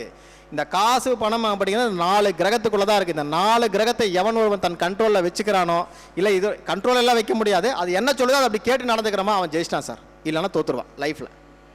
எழுதி வச்சுங்க. 4, 8, 12 நின்று ஒரு கிரகம் திசை நடத்தினால் கண்டிப்பாக ப்ளஸ் ஆர் மைனஸ் உண்டு. நடிகர் ரஜினிகாந்த் அவர்களுடைய ஜாதகம் வந்து நம்மக்கிட்ட இருக்குது, சரிங்களா? அவருக்கு இப்போ 5ஆம் பாவத்தில் நின்று கிரகம் திசை நடத்திட்டு இருக்கு. 5ஆம் பாவத்தில் நின்று கிரகம் திசை நடத்துது. அவர் ஜாதகங்களை பாருங்களேன், அவருக்கு ஒரு பக்கம் பேரு புகழெல்லாம் கிடைக்குது. ஆனால் எத்தனை படத்தில் நடிக்கிறாரு? வருஷத்துக்கு 2 வருஷத்துக்கு 3 வருஷத்துக்கு ஒரு படம் நடிக்கிறார். புதன் திசை ஆரம்பிச்சிருந்து 2 படம் பண்ணியிருக்காரு இது வரைக்கும். கோடிகளில் சம்பளம் தான் இல்லைன்னு சொல்ல, ஆனால் திருப்தியோடு இருக்காரா? திருப்தி வராது. ஒரு பக்கம் அழிக்கிறதுக்கு வேற ஒரு வேலை நடந்துட்டு இருக்கு, கையில் இருக்கிற காசு ஒரு பக்கம் கரைஞ்சிக்கிட்டு இருக்கு. 5ஆம் இடம் என்பது மன நிம்மதி, 4ஆம் இடம் நிம்மதி, 5ஆம் இடம் மன நிம்மதி. திருப்தியான வாழ்க்கைன்னா 5, 11 சம்மந்தப்பட்டதா திருப்தியான வாழ்க்கையே கிடைக்கும், இல்லைன்னா கிடையாது. குழந்தைகளை நினச்சி கஷ்டப்பட்டுட்டு இருக்காரா? பொருள்காரகம் வந்தால் அங்கே உயிர்காரகம் அவுட் ஆகும். 2 குழந்தைகளோட லைஃபும் மைனஸ் ஆகி தான் ப்ளஸ் இப்போ 2வது மேரேஜ் போயிட்டுருக்கு. 5ஆம் பாவத்தில் நின்று கிரகம் திசை நடத்தும் போது இந்த புதன் எல்லாம் பரவாயில்ல, குரு ராகு சனி கேதெல்லாம் இருந்ததுன்னா டோட்டல் வாஷ் அவுட், பேர் கெட்டு நொந்து நூடுல்ஸ் ஆகிடணும். யாருக்கெல்லாம் 5ஆம் பாவத்தில் ராகு கேது குரு சனி நின்று திசை நடத்தவோ பார்த்துங்க, பொருளாதாரம் வந்துட்டு இருக்குன்னா ரொம்ப ஜாக்கிரதையாக இருந்துங்க. குழந்தைகளோட வாழ்க்கை ரொம்ப கவனமாக இருக்கணும். ஏன் சொல்கிறேன்னா 5ஆம் பாவம் என்பது உங்களுடைய பூர்வ புண்ணிய பாகியஸ்தானம். அதில் ஒரு காசு ஒருத்தன் கொடுக்குறான்னு அந்த பாவம் மைனஸ் ஆகுமா ஆகாதா? கண்டிப்பாக உயிர்காரங்கள் அடிபடும். உயிர்காரங்க நல்லா இருக்குன்னா உங்களுடைய பொருளாதாரக்காரங்க அவுட்டு. ரொம்ப தெரிஞ்சுங்க, ரொம்ப சிம்பிளான விஷயம் தான். இதை புரிஞ்சிட்டிங்கன்னா ஈஸி. உயிர்காரகம் பொருள், ஒரு கிரகத்துக்கு 2 முகம் உண்டு. அந்த 2 முகத்தில் எந்த முகத்தை நீங்கள் ஜெயிக்கிறீங்க தோக்குறீங்கிறதா இதில் மேட்ரு, சரிங்களா? சரி, இப்போ அந்த உத்தராயண காலம் தட்சிணாயன காலம் நான் ஒரு விஷயம் சொன்னேன். இந்த உத்தராயணத்தில் இருக்கக்கூடிய காலம் எல்லாம் ஜெயிக்கும்னு சொல்கிறோம் இல்லையா? அதுதான் இரட்டைப்பட ராசிகள். பொதுவாக 6 கட்டத்துக்கு மேலே கிரகங்கள் இருந்தாலே ஒரு லைஃப்பில் ஒரு பிற்பகுதி வாழ்க்கையில் ஜெயிப்பானுங்கிறது ஒரு ஜோதிடத்தினுடைய விஷயங்கள். அதில் பொருளாதார வீட்டிலிருந்து உங்களுக்கு பொருளாதாரமாக அந்த கிரகங்கள் வேலை செய்யணும். 10ஆம் பாவத்தை எங்கே வச்சான்? 6 கட்டத்துக்கு மேலே வச்சான், ஓடுறா லைஃப்பில் அப்படின்ட்டு. 4ஆம் பாவத்தை 6 கட்டத்துக்குள்ளே வச்சுட்டான். அந்த 6 கட்டத்துக்குள்ளே இருக்கக்கூடிய திசாபுதிகளை நீங்கள் ஒன்று வாங்கினீங்கன்னா 10ஆம் தேதி திசை நடக்கும்போது ஒன்றுமே காணாமல் போயிடுவீங்க, சரிங்களா? ஸோ ரொம்ப கவனமாக பார்க்க வேண்டிய இடம். ஏன்னா இதைத்தான் இரவு காலம் பகல் காலம் சொன்னால், உத்தராயணம் தட்சிணாயனம் சொன்னால், இதை ஜோதிடர்கள் எப்படி புரிஞ்சுட்டாங்க தெரியாது. நான் புரிஞ்சுக்கிட்டது முதல் 6 கட்டம், 2வது 6 கட்டம். ஸோ முதல் 6 கட்டத்தில் இருந்தால் நம்மளுக்கு சொந்தம், 2வது 6 கட்டத்தில் இருந்தால் ஆப்போசிட் பார்ட்டிக்கு சொந்தம். அவனுக்கு என்ன கொடுக்குதோ அதுக்கு அகேன்ஸ்டான ஒரு விஷயத்தை நம்மளுக்கு கிரகங்கள் கொடுக்கும். 10ஆம் பாவத்தில் சூரியன் சார், எனக்கு 5ஆம் அதிபதி 10, 10ஆம் அதிபதி சூரியன் சாரம், 5ஆம் அதிபதி திக்பலம் பெற்று 10ல். அப்போ நான் கவர்மெண்ட் எம்ப்ளாயாக இருக்கணுமா இல்லையா? மேஷ லக்னத்துக்கு இருக்கணுமா இல்லையா? கிடையாது, கிடையாது. ஒரு ரேஷன் கார்டு வாங்குறதுக்கு பல வருஷம் அலைஞ்சேன், அந்த லட்சணத்தில் இருக்குது. அதுக்கப்புறம் என் ஒய்ஃப் தான் போய் 2வது அப்ளை பண்ணாங்க. அப்போ கூட எனக்கு கிடைக்கலன்னு தான் அர்த்தம். அப்போது அந்த 10ஆம் இடத்துல அதுக்கு சூரியன் என்ன தான் பண்ணுறாரு? அப்போது நீங்கள் ஜோதிட நூல்கள் சொல்லப்பட்ட அந்த விதி நம்மளுக்கு காணாமல் கொடுக்க முடியாது. விதியை தப்பு இல்லை, நம்ம எடுத்துக்கொண்ட முறை தப்பு. ஏன்னா சூரியன் பொருளாதாரத்தை கொடுக்கல, அங்கே உயிர்காரகமாக வேலை செய்யுது. உயிர்காரகத்தை தராத பொழுது எனக்கு பொருள்காரகம் வேலை செய்யாததுனால, உயிர்காரகம் தரதுனால பொருள்காரகம் வேலை செய்யாது, கவர்மெண்ட்டுக்குள்ளே போக முடியல. 10ஆம் அதிபதியும் பொருளாதாரத்தை தான் கொடுக்குறாரு. இப்போ நான் எக்ஸாம் எழுதுனா கவர்மெண்ட்டில் ஏதாவது எலிஜிபிள் இருந்து எழுதுனா கிடைக்கும். ஏஜ் பார் ஆயிடுச்சு, எங்கே கிடைக்க போகுது? இதுதான் விதின்றோம், புரியுங்களா? சனி பொருளாதாரத்தை கொடுக்குறா, 10ஆம் அதிபதி திசை சூரியனுடைய சாரத்தில், சூரியன் திக்பலம் பெற்று 10ல். எப்படி இருக்கும்? அப்போ நான் கவர்மெண்ட் எம்ப்ளாயி ஆகணுமில்ல? பார்க்குற அத்தனை ஜோசியரும் கேட்பாங்க, நீங்கள் கவர்மெண்ட் எம்ப்ளாயி நாங்கள் எல்லாத்துக்கும் ட்ரை பண்ணேன், ஒன்று கூட கிடைக்கல. காசு பணம் எல்லாம் தாண்டி ஏதோ ஒரு விதி நம்மளை இயக்கிட்டு இருக்கு. அதே தான், சரிங்களா? அப்போ இது நம்ம ஆய்வுக்கு எடுக்கிறோம். நம்ம ஜாதகம் ஏன் கிடைக்கல? என் ஜாதகம் எப்படின்னா எல்லாருக்கும் என்ன நடக்காது எனக்கு அப்படியே அகேன்ஸ்டாகவே நடந்துட்டு இருக்கும். அவங்க என்னென்ன விதி சொல்கிறாங்களோ அத்தனை விதி நம்ம ரூல் இருக்கிற மாதிரி இருக்கும், ஒன்று கூட கிடைக்காது. இதுக்காகவே ஆய்வு பண்ண ஆரம்பித்தேன், சரியா? அப்போ அந்த ஆய்வுகள் எங்கே கொண்டு போய் முடிச்சுன்னா ஷேர் மார்க்கெட்டில் கொண்டு போய் நிறுத்துறோம். நேற்று ஒரு போஸ்ட் போட்டிருந்தேன், எத்தனை பேர் பார்த்தீங்கன்னு தெரியாது. நேற்று ஒரு போஸ்ட் போடுறேன், மார்க்கெட் 12 மணி 10 நிமிஷத்துக்கு அப்புறம் மார்க்கெட் ஏற போகிறான்னு சொல்லி போட்டிருந்தோம். 12 மணி 10 நிமிஷத்துக்கு மேலே நிஃப்டி ஏற போகிறான்னு போட்டோம். எவ்வளோ பாயிண்ட் ஏறி இருப்பான்? 220 பாயிண்ட் நான் போட்ட இடத்துல இருந்து. புரியுதா? அந்த கிரகத்தினுடைய நிலையை பார்த்துங்க. அப்போ அந்த கிரகத்தினுடைய தன்மையை நம்ம எந்த அளவுக்கு உள்வாங்கி இருந்தால் அது உயிராக வேலை செய்தா பொருளாக வேலை செய்தா. இன்னைக்கு மார்க்கெட் டவுன் மார்க்கெட்டு, நோ ரெக்கவரின்னு போட்டு காலையில் போட்டிருக்கோம். இந்த நிமிஷம் வரைக்கும் ரெக்கவரி இல்லை, மார்க்கெட் கீழே போயிட்டே இருக்கிறான். ரெக்கவரி வரையும் ரெக்கவரின்னு உட்காந்துருக்கான். ஜோதிடமும் நம்ம வாழ்க்கையும் ஒன்று, ஷேர் மார்க்கெட்டு நம்ம வாழ்க்கையும் ஒன்று. அங்கே ஷேர் மார்க்கெட் கணிக்கிறது அப்படியே எடுத்து உங்களை போட்டோன்னு வச்சுக்கோங்களேன், அதுதான் உங்கள் சார்ட்டு. எனக்கு வரவன் லைஃப்லாம் அப்படி தான் நான் சார்ட்டாக தான் பாடுவேன். போட்டு இந்த திசாபுதியில் இந்த திசாபுதி வரைக்கும் டவுனு, அதுக்கப்புறம் மார்க்கெட் பரவாயில்லை, உங்கள் லைஃப் பரவாயில்லை, பொருளாதாரம் கொடுத்தா நல்லா இருப்பேன். அது 10 ரூபா வருதோ 20 ரூபா வருதோ நீ லாபத்தில் தான் இருப்ப. உன்னுடைய வரவுக்குள்ளே தான் அந்த செலவுகள் இருக்கும். பாருங்கள், நம்ம கையில் காசு இல்லாதப்ப தான் எல்லா செலவும் வரும். நல்லா பார்த்துருக்கீங்களா? நம்ம கையில் என்னைக்கு காசு இருக்கோ அன்னைக்கு ஒரு செலவு இருக்காது. வரவும் வரவெல்லாம் பார்க்கறேன்னா ஒரு 500 ரூபா வச்சுக்கண்ணா, ஏன்னா என் பாக்கெட் சும்மா இருக்கண்ணா, இதான் நீ வச்சுக்கணும் அப்படின்னு கொடுத்துட்டு போவான். உண்மை சார், சத்தியமான உண்மை. என் கையில் காசு இல்லாதப்போ எனக்கு செலவு அதிகமாக வரும். காசு இருக்கிறப்ப எனக்கு வராது. இந்த ஃபோனு கிஃப்ட்டு, என் லேப்டாப் கிஃப்ட்டு, நான் போட்டுக்க ஜர்க்கின் கிஃப்ட்டு, வண்டியும் வாங்கி தரேன்னாங்க. ஐயோ எல்லாமே நீ வாங்கி தந்தா அப்போ நான் மனுஷனா கூட மதிக்க மாட்டாங்க என் வீட்டில்னு சொல்லிட்டு நான் வாங்கிட்டேன் வண்டியை. சரியா? இல்லாத போது அண்ணா எனக்கு ஒரு 10 ரூபா கொடுத்துட்டு திருப்பி கொடுங்கண்ணே அப்படின்பா. சரியா?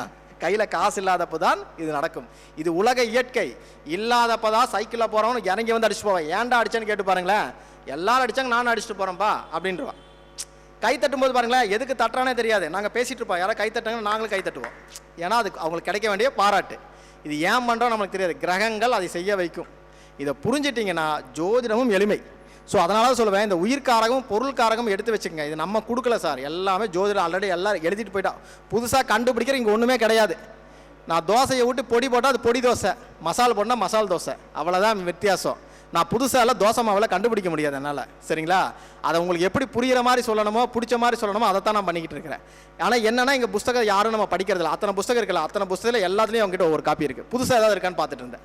அவர் பூபதிராஜ் அண்ணா அண்ணா சாப்பிடுவாங்க எனக்கு காது கேட்கல. அவர் 2வது கத்துனார், அப்புறம் தான் கேட்டுச்சு. ஏன்னா ஏதாவது புது புத்தகம் இருக்கான்னு பார்த்துட்டு இருப்பேன். எடுத்தோன்னா 2 நாளில் படித்து முடிச்சிருவோம். அதில் ஏதாவது ஒரு விதி கிடைக்குதா, நம்மளுக்கு பொருளாதாரம் சார்ந்த விதி கிடைக்குதா அப்படி. ஏன்னா எங்கிட்ட வரவங்க எல்லாமே ஃபினான்ஷியல் சார்ந்து தான் வருவாங்க. அதுக்கப்புறம் தான் மற்ற விஷயங்கள். ஏன்னா எனக்கு ஃபினான்ஷியல் ரொம்ப ரொம்ப இம்பார்ட்டன்ட். எந்த ஒரு செலவு செய்யனாலும் காசு இல்லாமல் உங்களால் சாப்பாடு கஷ்டப்பட்டுருக்கோம், ஒரு வேளை பால் வாங்க கஷ்டப்பட்டுருக்கோம். இருக்கும்போது என்ன வேணால் பண்ணலாம், இல்லாதப்போ காசு வேணுமில்ல. அந்த காசு எப்போ கிடைக்குன்னு தெரிஞ்சுக்கிட்டிங்கன்னா உங்கள் ஜாதகத்தில் இந்த உலகம் உங்கள் கையில், இல்லைன்னா ரொம்ப கஷ்டம். சரிங்களா? அதனால தான் சார் அந்த உத்தராயண காலம் தட்சிணாயன காலத்தில் மட்டும் வச்சு அந்த பொருளை எடுக்க முடியாது. இந்த ராகு கேதுக்கள் குரு சனி எது இருந்தாலும் சரி, 6 கட்டத்துக்கு மேலே இருந்தாலும் சரி, 6 கட்டத்துக்குள்ளே இருந்தாலும் சரி, அந்த அமைப்பில் அது செயல்படலை. அது உலக இயக்கத்திற்காக ஒரு விஷயத்தை சொன்னாங்க. ஆனால் இங்கே என்ன சொல்லியிருக்காங்கன்னா, உலக இயக்கத்தை தாண்டி உங்களுடைய ஜாதகத்தில் உயிர் கட்டம் பொருள் கட்டம்னு இருக்குது. அதுக்குள்ளே நின்னா மட்டும் கொடுத்துருவானா, நின்னா கொடுக்காது. ஆனால் காசு கொடுத்து கெடுக்கும். கெடுக்கிறதா இருந்தால் கொடுத்துட்டு கெடுக்கும், கெடுக்காமல் கொடுக்குறதா இருந்தால் கெடுத்துட்டு கொடுக்கும். பொருளாதாரம் சார்ந்த ஒரு விஷயத்தை உங்கள் லைஃப்பில் பண்ண போகுது மட்டும் மைண்ட் பண்ணிக்கோங்க. இரட்டைப்பட ராசியில் யாருக்கெல்லாம் கிரகம் இருக்குன்னு பார்த்துங்க, அவனுக்கு எல்லா லைஃப்பில் ஒரு பொருளாதாரம்ங்கிற ஒரு விஷயத்தை நோக்கி ஓடிட்டு இருப்பான் லைஃப்பில். உங்கள் லக்னத்துக்கு இரட்டை பாவமாகவும் இருக்கலாம், இல்லை காலபுருஷனுக்கு 2ஆம் அதிபதி 4ஆம் அதிபதி 6ஆம் அதிபதி 8 10 12 எதில் வேணா இருக்கலாம். இருந்தாலும் நீங்கள் உங்களுடைய தாட் ஃபுல்லாக பொருளாதார ரீதியாக தான் இருக்கும். சில பேருக்கு பாருங்கள், தொழில் நல்லா இருக்கும், போயா அப்புறம் பார்த்துக்கலாம், 5000 ரூபா கொடுக்குறாருண்ணே, ஓ டயர்டாக இருக்கியா, நான் போய் தூங்க போகிறேன், தூங்க போய்ட்டோம். பார்த்துருக்கீங்களா? ஏன்னா அவனுக்கு ஒற்றைப்பட ராசியில் கிரகம் நிற்கும், அவன் அவளை சீக்கிரம் வேலையே செய்ய மாட்டான். அப்போ அப்பேற்பட்ட விஷயத்தில் சனி இருக்காருன்னு வச்சுக்கோங்க. சனி இருக்காருன்னா, சனி போய் ஒற்றைப்பட ராசியில் யாருக்கெல்லாம் இருக்கும், அவன் சோம்பேறி. எழுதி வச்சுங்க. லைஃப்பில் சோம்பேறித்தனத்தால் தன்னுடைய உழைப்பை இழந்தவன் யாருன்னு கேட்டால் ஒற்றைப்பட ராசியில் சனி. அது ராகு சாரத்தில் இருந்து வக்ரமாக இருந்தாருன்னா கொஞ்சம் தப்பிச்சுக்குவாங்க, ஒரு 50%, 50-50. இரட்டைப்பட ராசியில் யாருக்கெல்லாம் சனி இருக்குன்னு பாருங்கள், ஓடிக்கிட்டே இருப்பா லைஃப்பில். சோம்பேறி யாருன்னா இந்த ஒற்றைப்பட ராசியில் இருக்கு, நல்லா சோம்பேறி. அதில் 5ஆம் பாவம் 1ஆம் பாவம் லக்ன பாவம் 9ஆம் பாவம் எல்லாம் தான் பக்கா சோம்பேறி சார். எழுதி வச்சுங்க. அவன் பார்த்தீங்கன்னா ஏதோ பரபரப்பாகவே இருக்கும். படத்தில் சொல்லுவாங்க, ஐயோ வாய் மட்டும் தான் வேலை செய்யுது, உடம்பு அப்படியே உட்காந்துட்டே இருக்கேன் அப்படின்னா, அதுதான் அங்கே அது மட்டும்தான் நடக்கும். ஆனால் இரட்டைப்பட ராசிக்கும் பேச மாட்டான், பேசவே மாட்டான், வேலை செய்வான். யோ பேசியா, யோ போயா அப்படின்னு அவன் மாதிரி வேலை செய்ய. ஏன்னா அவனுக்கு பேச பிடிக்காது. இரட்டைப்பட ராசி தனிமை விரும்பி, செயலில் மட்டும்தான் சிறப்பை தரும், வாய் பேச மாட்டான். இந்த வாய் பேசுகிறவன் எல்லாம் பார்த்தீங்கன்னா 1 5 9 2 3 7 11 தான் வாய் பேசிக்கிட்டே இருப்பான். ஏன்டா இப்படி பேசுகிறேன்பா சாமி. பேசிக்கிட்டே இருந்தீங்கன்னா உயிர்காரங்க வேலை செய்தா காசு வராது. ஒரு படத்தில் சொல்லுவான்ல, நான் பேசிக்கிட்டே இருக்கேன், ஒருத்தனை 10 ரூபா கூட தரமாட்டேன். ஐயோ பேச்ச குறையா, பணம் வரும், ஜெயமே லயம் லயமே ஜெயம்னு வாயை முடிக்குவார், பணமாக கொண்டு வந்து கொட்டுவானுங்க. சாமி யார்கிட்டையும் இன்னைக்கு பேச போகிறாராண்டா, அப்புறம் ஒரு ஆளை கூப்பிட்டு ஒரு நாளைக்கெல்லாம் ஒரு ஆளுகிட்ட பேசுவான், காசு கொட்டுவான், மணிக்கணக்காக பேசிகிட்டு இருப்பான், ஒரு பீடி கூட கிடைக்காதும்பா. மணிக்கணக்காக பேசுகிற ஒரு பீடி கூட அவனும் வாங்கி தர மாட்டேங்கிறானே. ஏன்னா உயிர்காரகம், நீங்கள் இயக்கிறதெல்லாம் உயிர்காரகம். வெட்டியாக பேசாதீங்க, வெட்டி அரட்டை, 5ஆம் இடம் வெட்டி அரட்டை, புரியுதா? 5ஆம் இடக்கம் பாருங்களா, லொடன்னு பேசிக்கிட்டே இருப்பான். என் குருதிசெல்லாம் பண்ணிக்கிட்டே இருந்தேன், புரியுங்களா? அந்த பொருள்காரங்க எப்படியெல்லாம் அவுட் ஆகுதுன்னு பார்த்துங்க. வீம்புக்குன்னே பண்ணுவாங்க, வீம்புக்குன்னே பண்ணி லாக் ஆகிறவங்க இந்த 5, 9, 1 எல்லாம். அப்போ இந்த கிரகங்கள் நடத்தும் போது எவ்வளோ கவனமாக இருக்கிறீங்களோ அவ்வளோ கவனமாக இருந்தீங்கன்னா தப்பிச்சுக்கலாம். இல்லைன்னா உங்களை நீங்கள் அனில் அம்பானிக்கு பினாமியாக இருங்க, சிஎம்முக்கு பின்னாடி போய் உட்காந்துங்க, பிஎம்முக்கு பின்னாடி போய் உட்காங்க, உங்களை யாராலையும் காப்பாற்ற முடியாது. கிரகங்கள் தன் கடமையை சரிவர செய்துட்டு போகும். இது இல்லை, ஃபர்ஸ்ட் செல்ஃப் கண்ட்ரோல், அது இல்லைன்னா கஷ்டம். சரியா? அப்போது ஒரு கிரகம் பொருளாதாரத்தை கொடுக்கணும்னா இரட்டைப்பட ராசிகளையும் ஒற்றைப்பட ராசிகளையும் பார்த்துக்குங்க. இதில் ராகு கேது குரு சனி லைஃப்பில் அமேசிங்கான பலன்களை செய்யும். அது கீழே போகிறீங்களா மேலே போகிறீங்களாங்கிறது உங்கள் தனிப்பட்ட ஆய்வுகள், இல்லைனா பேலன்ஸ் சரி படிச்சுக்கோங்க, படிச்சிங்கன்னா கிடைக்கும். ஏன்னா ஒரு நாளில் சொல்ல முடியாது. நிறைய வீடியோகள் நம்ம ஒவ்வொரு விஷயத்தையும் எக்ஸ்பிளைன் பண்ணிகிட்டே இருக்கேன். சும்மா ஒரு மீட்டிங்காக அவருக்கு கிடைக்கணுமேங்கிறக்கா சில விஷயங்கள் சொல்கிறேன், நோட் பண்ணிக்கோங்க. இது போக சூரியனுடைய காரகம், சந்திரனுடைய அம்மா அப்பாவை பற்றி சொல்கிறேன்னு சொல்லியிருந்தேன். சூரியனுடைய காரகம், சந்திரனுடைய ரொம்ப ரொம்ப இம்பார்ட்டண்டான ஒரு விஷயம். இது பார்த்தீங்கன்னா பொருளாதாரத்துக்காக சொல்லலை. இது பார்த்தீங்கன்னா உத்தராயணம் தட்சிணாயத்துக்கும் சூரியனுக்கும் சந்திரனுக்குமே உண்டு. எந்த மாதம் உங்களுக்கு வருமானம் வரும்னு சூரியனை வச்சு சொல்லிடலாம். உங்களுடைய 2, 4, 6, 8, 10, 12ஆம் பாவத்தில் எப்போதெல்லாம் சூரியன் பயணிக்கிறாரோ அங்கெல்லாம் காசு வந்துட்டே இருக்கும் பாருங்கள். நீங்கள் கடனாக வாங்குங்க, இல்லை சம்பாதிச்சு சாப்பிடுங்க. நான் மாதம் எனக்கு சம்பளம் வருது, அதுக்கு என்ன வித்தியாசம்? அந்த இரட்டைப்பட ராசியில் வரும்போது மட்டும் பார்த்துங்களா, ஒரு 10 ரூபா காசு ஏதாவது ஒரு ரூபத்தில் வரும். சார் ஒரு இன்சென்டிவ் போட்டான் சார், சம்மந்தமே இல்லாமல் எனக்கு கொடுத்த கடன் வசூலாச்சு சார், ஒரு எக்ஸ்ட்ரா ஒரு வேலை பண்ணேன், அதில் ஒரு 10 ரூபா காசு கிடச்சிது சார். இதெல்லாம் சொல்கிறவெல்லாம் இந்த இரட்டைப்பட ராசியில் சூரியன் பயணிக்கிறவர். இதுதான் நாங்கள் மாத ட்ரெண்ட் எப்படி இருக்குன்னு செக் பண்ணுறோம். சந்திரன் எப்பெல்லாம் இரட்டைப்பட ராசியில் போகுதுன்னு பார்த்துங்க. இன்றைக்கி வருமானம் வச்சான்னு கேளுங்க, ஆமாம்பா, 10 ரூபா கடன் வாங்கிட்டு வந்தேன், காசு வந்துச்சுல, உன் கையில் வந்துட்டு போச்சா, வந்தால் காசு வந்தால், உன் காசு எடுத்தீங்கன்னா அது வரல, அது ஏற்று சம்பாதிச்சது. இன்றைக்கி உன் கையில் உன் ஒய்ஃப் கிட்ட இருந்து வந்தாலும் சரி, உங்கள் குழந்தைகிட்ட இருந்து வந்தாலும் சரி, நண்பர்கள்ட்ட இருந்து வந்தாலும் சரி, அது காசு வருதான்னா இந்த இரட்டைப்பட ராசியில் சந்திரன் போயிட்டு இருக்கணும். போனீங்கன்னா காசு வரும், இல்லைன்னா கிடையாது. அப்போ எப்போ கடன் வாங்கணும் முதற்கொண்டு இந்த சூரியனும் சந்திரனும் சொல்லிகிட்டே இருப்பார். 6ஆம் அதிபதி என்னைக்கு சூரியன் கனெக்ட் பண்ணுறாருன்னு பார்த்துங்க. எந்த மாதம் பார்க்குறாரு, எந்த மாதம் 2, 6, 10 போய் உட்காராரு. ஒரு லோனுக்கு அப்ளை பண்ணுங்கள், கிடச்சிரும். இதுக்கெல்லாம் ஜோதிட விதிகளை தேடிட்டு இருக்கக்கூடாது. அதாட்டி சொல்லிட்டான், உத்தராயணம் தட்சிணாயணம் சொல்லிட்டு போயிட்டான். அது எதுக்கு சொல்லப்படுதுன்னு புரிஞ்சிட்டிங்கன்னா ஈஸி. நம்மளுக்கு இன்றைக்கி காசு வேணும், அவன் ஆன்மீகத்துக்காக சொன்னால் நம்ம காசுக்காக போவோம். நம்மளுக்கு காசு தான் ஆன்மீகம், காசே தான் கடவுளடா. அப்போ காசை நோக்கி போயிடணும், புரியுதா? அங்கே போய் நாங்கள் ஆன்மீகத்துக்கு தானே சொன்னோம். அது அன்னைக்கு சொல்லிட்டு போனான். அன்னைக்கு அவன் மனுஷனாக இருக்கணும்னு நினச்சா ஆன்மீகத்துக்கு சொன்னான். இன்றைக்கி எவனும் மனுஷனாக இருக்கிறக்கெல்லாம் விரும்புறதில்ல. காசு இருந்தால் என்ன வேணால் பண்ணலாம், ஹாய் டியூடு அப்படின்ட்டு போயிடுவான். சரியா? அந்த லட்சணத்தில் இன்றைக்கி போயிட்டுருக்கு. அதனால் காசு வேணும்னா இரட்டைப்பட ராசியில் சூரியன் போகக்கூடிய மாதங்களில் பணத்துக்கு ட்ரை பண்ணுங்கள், கிடைக்கும். கிடைக்காத பணம் கூட கிடைக்கும். ஒரு லோனுக்கு அப்ளை பண்ணுற, கிடைக்கல, பார்த்த முடியல, போய் பாருங்கள்.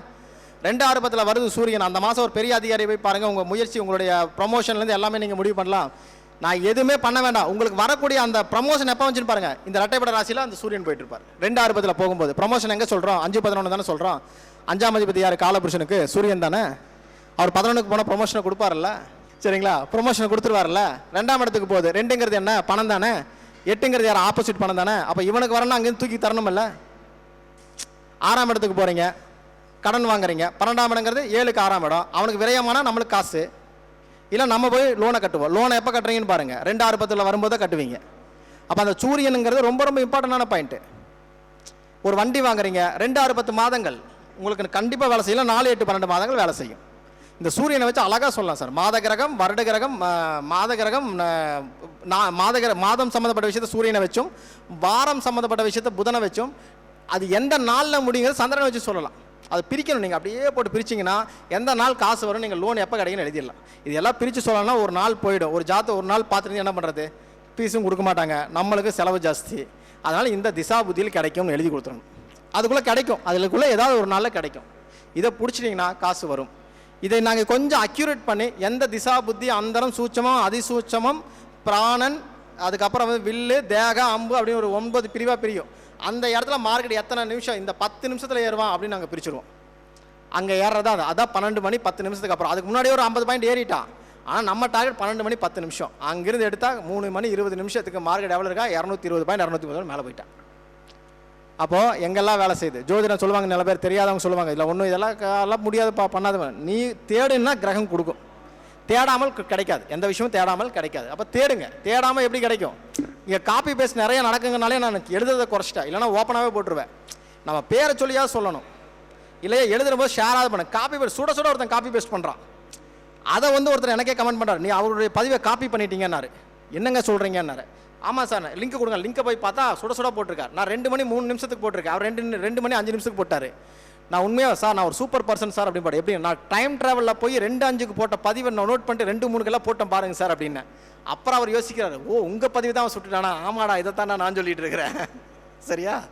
ஏன்னா இது சுடுறது அதிகமாக இருக்க நிறைய விஷயங்கள் நம்ம ஓப்பனாக சொல்கிறது இல்லை. ஏன்னா இது நாங்கள் சாஃப்ட்வேராக பண்ணியிருக்கோம், நிறைய விஷயங்கள் நம்மளுடைய விஷயத்தை கொடுக்குறோம்.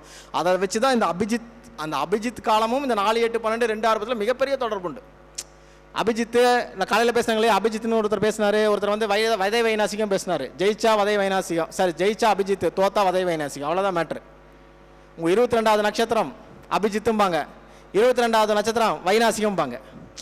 ஜெயிச்சா அபிஜித், தோத்தா வைநாசிகம். அப்போ அது வைநாசிகமாக அபிஜித்தான்னு பார்த்துங்க. அது 2, 6, 10 கூட எங்கெல்லாம் கனெக்டாக அங்கெல்லாம் காசு வரும் சார். இது அப்படியே சாஃப்ட்வேரில் சூப்பராக வந்து அந்த ஷேர் மார்க்கெட் அப்ளை பண்ணி வச்சுருக்கோம். புரியுதா? இன்றைக்கி நட்சத்திரம் 4 கிழமை நட்சத்திரம் எல்லாத்துக்கும் கூட அப்ளை பண்ண இந்த காலகட்டம் தூக்குனா தூக்கும், இறக்குனா இறக்கும். தூக்குற இடத்துல இறக்குனா அது நம்ம தப்பு, ஆனால் அங்கே ஒரு வேலையை செய்யுங்கிறத கன்ஃபார்ம் பண்ணிக்கங்க. புரியுதா? இதுதான் ஜாதகம். இந்த மாதிரி சில விஷயங்களை அப்ளை பண்ணும்போது நம்ம கண்டிப்பாக ஜெயிக்கலாம். ஜோதிடத்தில் வந்து உயிர் பொருள் கான்செப்டை தாண்டி எனக்கு தெரிஞ்சு வேற ஒரு மெத்தட் இல்லை. நான் கண்டுபிடிச்சேன்னு சொல்லவே மாட்டேன். பராசர சித்தாந்தத்தில் உயிர் கிரகங்கள் பொருள் கிரகங்கள் குரு அருள் அணி பொருள் அணின்னு கொடுத்துட்டாங்க. நம்ம எல்லா கிரகத்துக்கும் பிரிச்சிட்டோம், அவ்வளோதான் மேட்ரு. சரிங்களா? அதில் குரு எல்லாம் பாருங்கள் அருள் அணியில் தான் போட்டிருப்பான். சனி ராகு எல்லாம் பொருள் அணியில் தூக்கி போட்டிருப்பாங்க, பார்த்துருக்கீங்களா? ரொம்ப சிம்பிள்.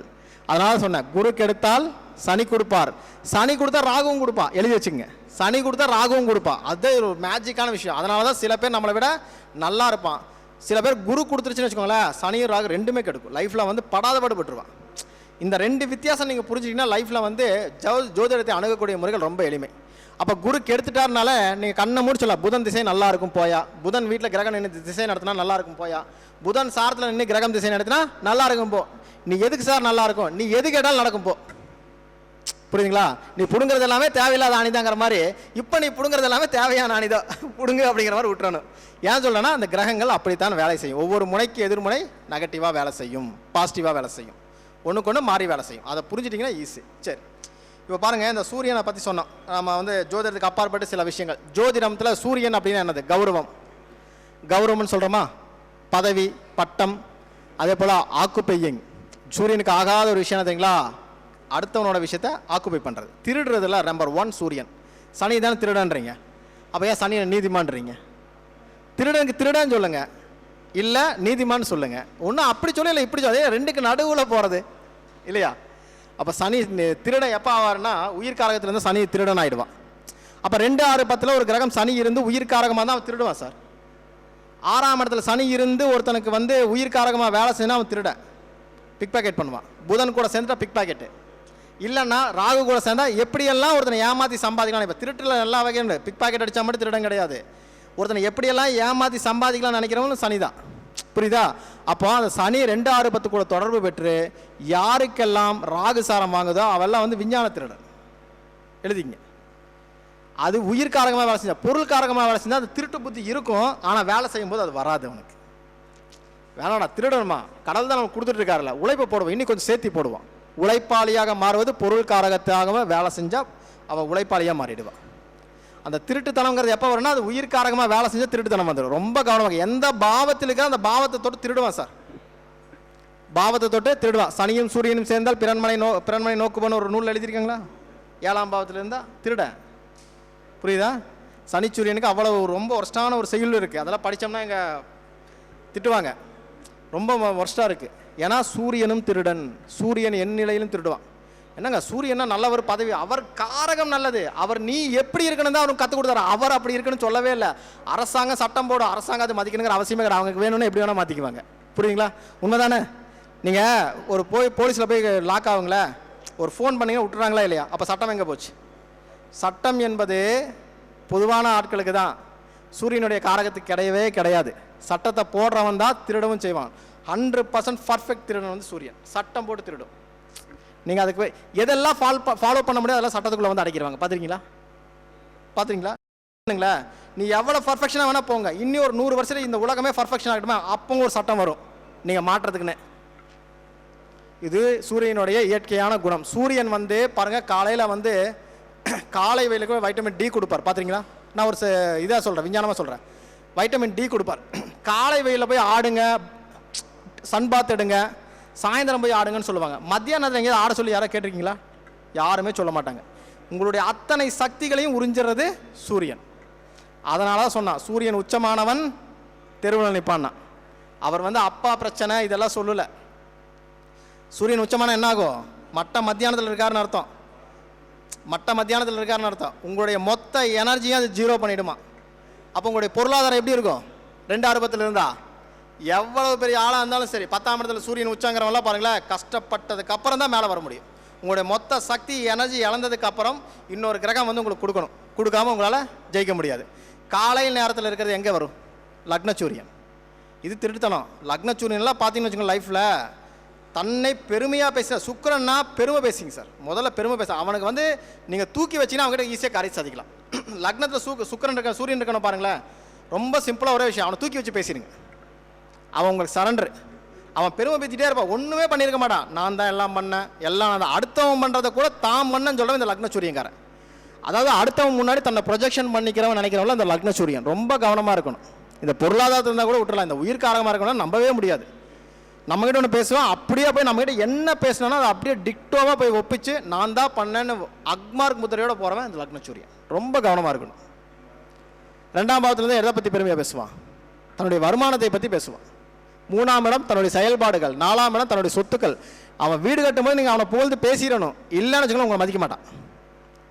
ஒரு குடிசை கட்டினா கூட சூப்பராக கட்டியிருக்கடா அப்படின்னு சொல்லிட்டீங்கன்னா உங்களுக்கு என்ன கேட்டாலும் கொடுப்பான். அப்போ ஒருத்தன் சூரிய திசை நடக்குதுன்னா அடுத்தவனை பெருமைப்படுத்தினால் மட்டுமே காசு சம்பாதிக்க முடியும். இது பரிகாரமெல்லாம் கிடையாது, உங்களுக்கு காரியமாகணுமல்ல. கையில் காசு வரல, யார்கிட்ட போய் கேட்பீங்க? எவனுக்காவது லக்னச்சூரியன் இருக்கா அவனை கூப்பிட்டு வச்சு பிரித்து வச்சு பேசிடுங்க, காசு கொடுத்துருவான். இல்லை அந்த லக்னத்துக்கு அந்த சூரியன் எந்த பாவத்தில் இருக்கா அதை பற்றி பெருமையாக பேசுங்க, அவன் கண்டிப்பாக உங்களுக்கு பொருளாதாரத்தை கொடுத்தே தீருவான். அதே போல் சூரியன் வந்து ஆக்குப்பையிங், எந்த பாவத்தில் இருக்குதோ அந்த பாவத்தை கவர்ந்து இழுக்கும். 10ஆம் பாவத்தில் இருக்குன்னு வச்சுக்கோங்களேன், தொழிலில் ஒரு டிக்னிட்டி இருக்கும். 10ஆம் பாவத்தில் ஒரு திருட்டுத்தனம் இருந்தால் கூட அது எப்படி இருக்குன்னா பிராண்டடாக இருக்கும். இப்போது உதாரணம் சொல்ல, எனக்கு 10ஆம் பாவத்தில் சூரியன், நான் பராசரத்துலேருந்து திருடி போட்டிருக்கேன். எங்கேயா கண்டுபிடிக்க முடிஞ்சுதான் உங்களால்? யாராவது 6 கட்டம் என்னோட பேலன்ஸ் சீட் படிச்சோம், அத்தனை பேருக்கு தெரியும். 6 கட்டம் முதல்ல நம்ம தான் பிரிச்சிருக்கோன்னு எல்லாமே சொல்லியிருப்போம். ஆனால் பராசர சித்தாந்தத்தில் உத்தராயண காலம் தட்சிணாயன காலம் கொடுத்தா எத்தனை பேர் படித்து நம்ம அதை எடுத்தோம்? இரவு காலம் பகல் காலம் கொடுத்தா. நான் உயிர் ராசி பொருள் ராசி இரவு காலம் பகல் காலம் நம்மளும் பிரித்து கொடுக்குறோம். எப்படி கொடுக்குறோம்? எல்லாம் அங்கிருந்து இருக்கிறது. அதான் அது பிராண்ட் பண்ணுறோம். இதுதாண்டா பிராண்டு அப்படின்னு சொல்லுவோம். 10ஆம் அதிபதி சூரியன். இவங்களெல்லாம் நீங்கள் என்ன பண்ண, தொழிலில் புகழ்ந்து வச்சு பேசினா காரியம் சாதிக்கலாம். அதுக்காக என்ன புகழ்ந்து வச்சு பேசினா நான் அது தெரிஞ்சுக்கிட்டனால புகழ்ந்து போய் தான் ஆய் அமைதியாக இருங்க அப்படின்னு போயிடுவேன். சரியா? தெரிஞ்சுக்கிட்டு போய் லாக் ஆகிடக்கூடாது. நம்மளுக்கு 10 சூரியனா ஒருத்த வந்து புகழ்ந்து பேசினாங்கன்னா அடங்காமல் அப்போ அவங்களுக்கு ஏதோ காரியமாக வேண்டியது இருக்குது. 7ஆம் இடத்துல இருந்தால் 7ஆம் இடத்துலேருந்து என்ன பண்ணணும்? உங்கள் ஒய்ஃப் சூப்பருங்க, உங்கள் ஒய்ஃப் எல்லாம் சூப்பராக வந்தால் கவனிக்கிறாங்க, அவங்க ஒன்றும் கவனிக்காட்டி கூட நீங்கள் புகழ்ந்து வச்சு பேசுனீங்கன்னா பரவாயில்ல, ஒய்ஃப் நமக்கு நல்ல பேர் வாங்கி தரேன், உனக்கு என்னப்பா வேணும்னு கேட்டுருவான். அதே நேரத்தில் அந்த இடத்துல திருட்டுத்தனம் இருக்கும், கவர்ந்து இழுக்கக்கூடிய சக்தி இருக்குது. 7ஆம் பாவங்கிறது அடுத்தவர்களுடைய விஷயத்தில் சூரியன் சனி, சூரியன் செவ்வாய், பெண்கள் ஜாதியில் பார்த்துருக்கீங்களா சொல்லுவாங்கள்ல, அந்த இதெல்லாம் படிச்சிங்கன்னா தெரியும். சரிங்களா? இதெல்லாமே ரொம்ப நெகட்டிவான விஷயங்கள், ரொம்ப கவனமாக இருக்கணும். சூரியன் எங்கே இருக்காரோ அந்த பாவத்தை தொட்டு நெகட்டிவும் உண்டு, பாசிட்டிவும் உண்டு. தொழில் ரீதியாக 10ஆம் இடத்துல இருக்குங்கிறதுக்காக ஒரு நல்ல விஷயத்தை மட்டும் பண்ணாது, ஒரு கெடுதலான விஷயத்தை செய்யாமல் அது போகாது. கவனமாக இருக்கணும். அதில் வந்து சூரியனுடைய காரகத்தில் மிக முக்கியமான திருடனுங்கிற எந்த ஒரு நூலில் இருக்க, பழைய நூலில் ஒரே ஒரு நூலில் மட்டும் இருக்குது, அதை மட்டும் கட் பண்ணிட்டாங்க. அதை மட்டும் நீங்கள் போட்டு பாருங்கள், அந்த 12 பாவத்துக்கு அப்படியே பொருந்தும். புரியுதுங்களா? அப்போ அந்த 2 விதமான குணங்களும் இவங்களுக்குள்ளே வரும். அப்போ பணம் வேணும்னா பொருள் காரகமாக இருக்கும்போது அந்த திருட்டுத்தனத்தை பண்ணாதன்றோம். உங்களுக்கு பொருள் காரகமாக இருந்தால் அந்த திருட்டுத்தனத்தை பண்ணாமல் இருந்தீங்கனால காசு வந்துடும். நீ எவனையும் புகழாத, நீ அதில் ஒரு பிராண்ட் பண்ணு, ஒரு விஷயத்தை பிராண்ட் பண்ணு. அப்போ லக்னத்தில் சூரியன் இருக்காரு, நீங்கள் என்ன பண்ணணும்? உன்னை நீ பிராண்டாக மாற்றிக்கணும். நான் ஒரு பிராண்டுங்கிற மாதிரி அதை வச்சு நீயா உன்னை புகழ்ந்துக்க கூடாது. உங்களை நீங்கள் ஒரு பிராண்டாக மாற்றணும். என்னுடைய செய்கை இப்படித்தான் இருக்கும், என்னுடைய செயல் இப்படி தான் இருக்குன்னு சொன்னீங்கன்னா நீங்கள் ஜெயிச்சிட்டே வரலாம். இது சூரிய திசை நடக்கிறவனுக்கு. இப்போ சந்திரன் பாருங்கள், சந்திரன் வந்து டோட்டல் என்டையர்லி டிஃப்ரெண்ட்டு. சந்திரனா வெக்கம், சந்திரனா சலனம், சந்திரனா எண்ண ஓட்டங்கள், சந்திரனா பொதுவாக வந்து பார்த்தீங்கன்னா நாசுக்க நடந்துக்கிறது, வளர்வது தேய்வது, இப்படி நிறைய விஷயம் சொல்லலாம்.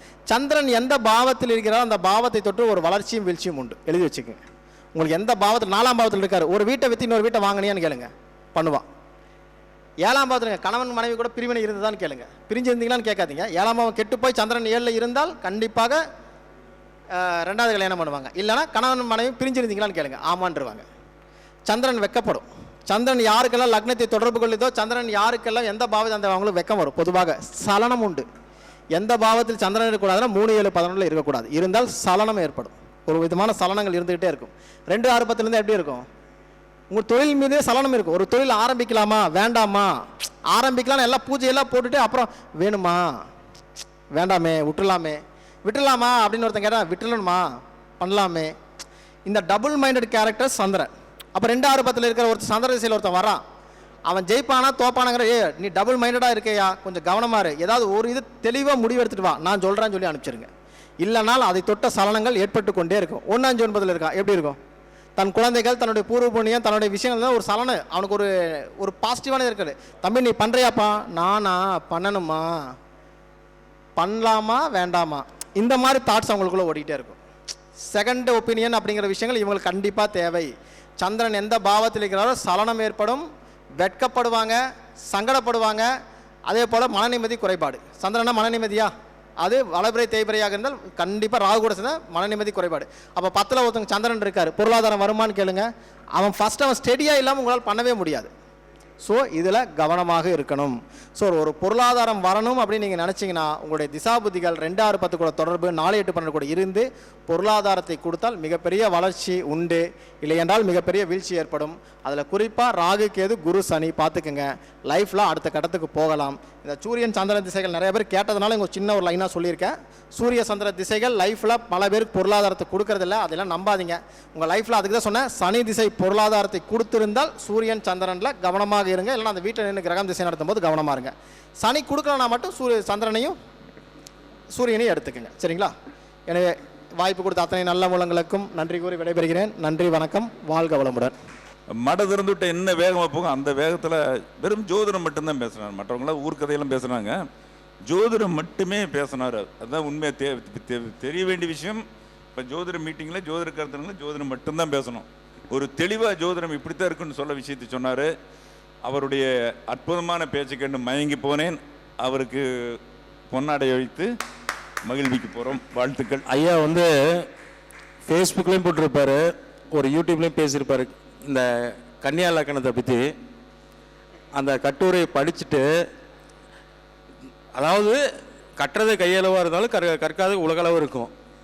இன்னும் இதில் இவ்வளோ விஷயம் இருக்கா அப்படின்னு அன்னைக்கு நோட் பண்ண ஆரம்பிச்சு. உண்மையாலுமே அந்த 6ஆம் பாவத்துக்கு அவ்வளோ விஷயத்தை கொடுத்துருக்காரு. இப்போ நம்ம தொழில்லாம் எந்த பாவத்தை எடுப்போம்? 10ஆம் பாவத்தை தான் எடுப்போம். வேலையே 6ஆம் பாவம் தான். அவ்வளோ விஷயம்.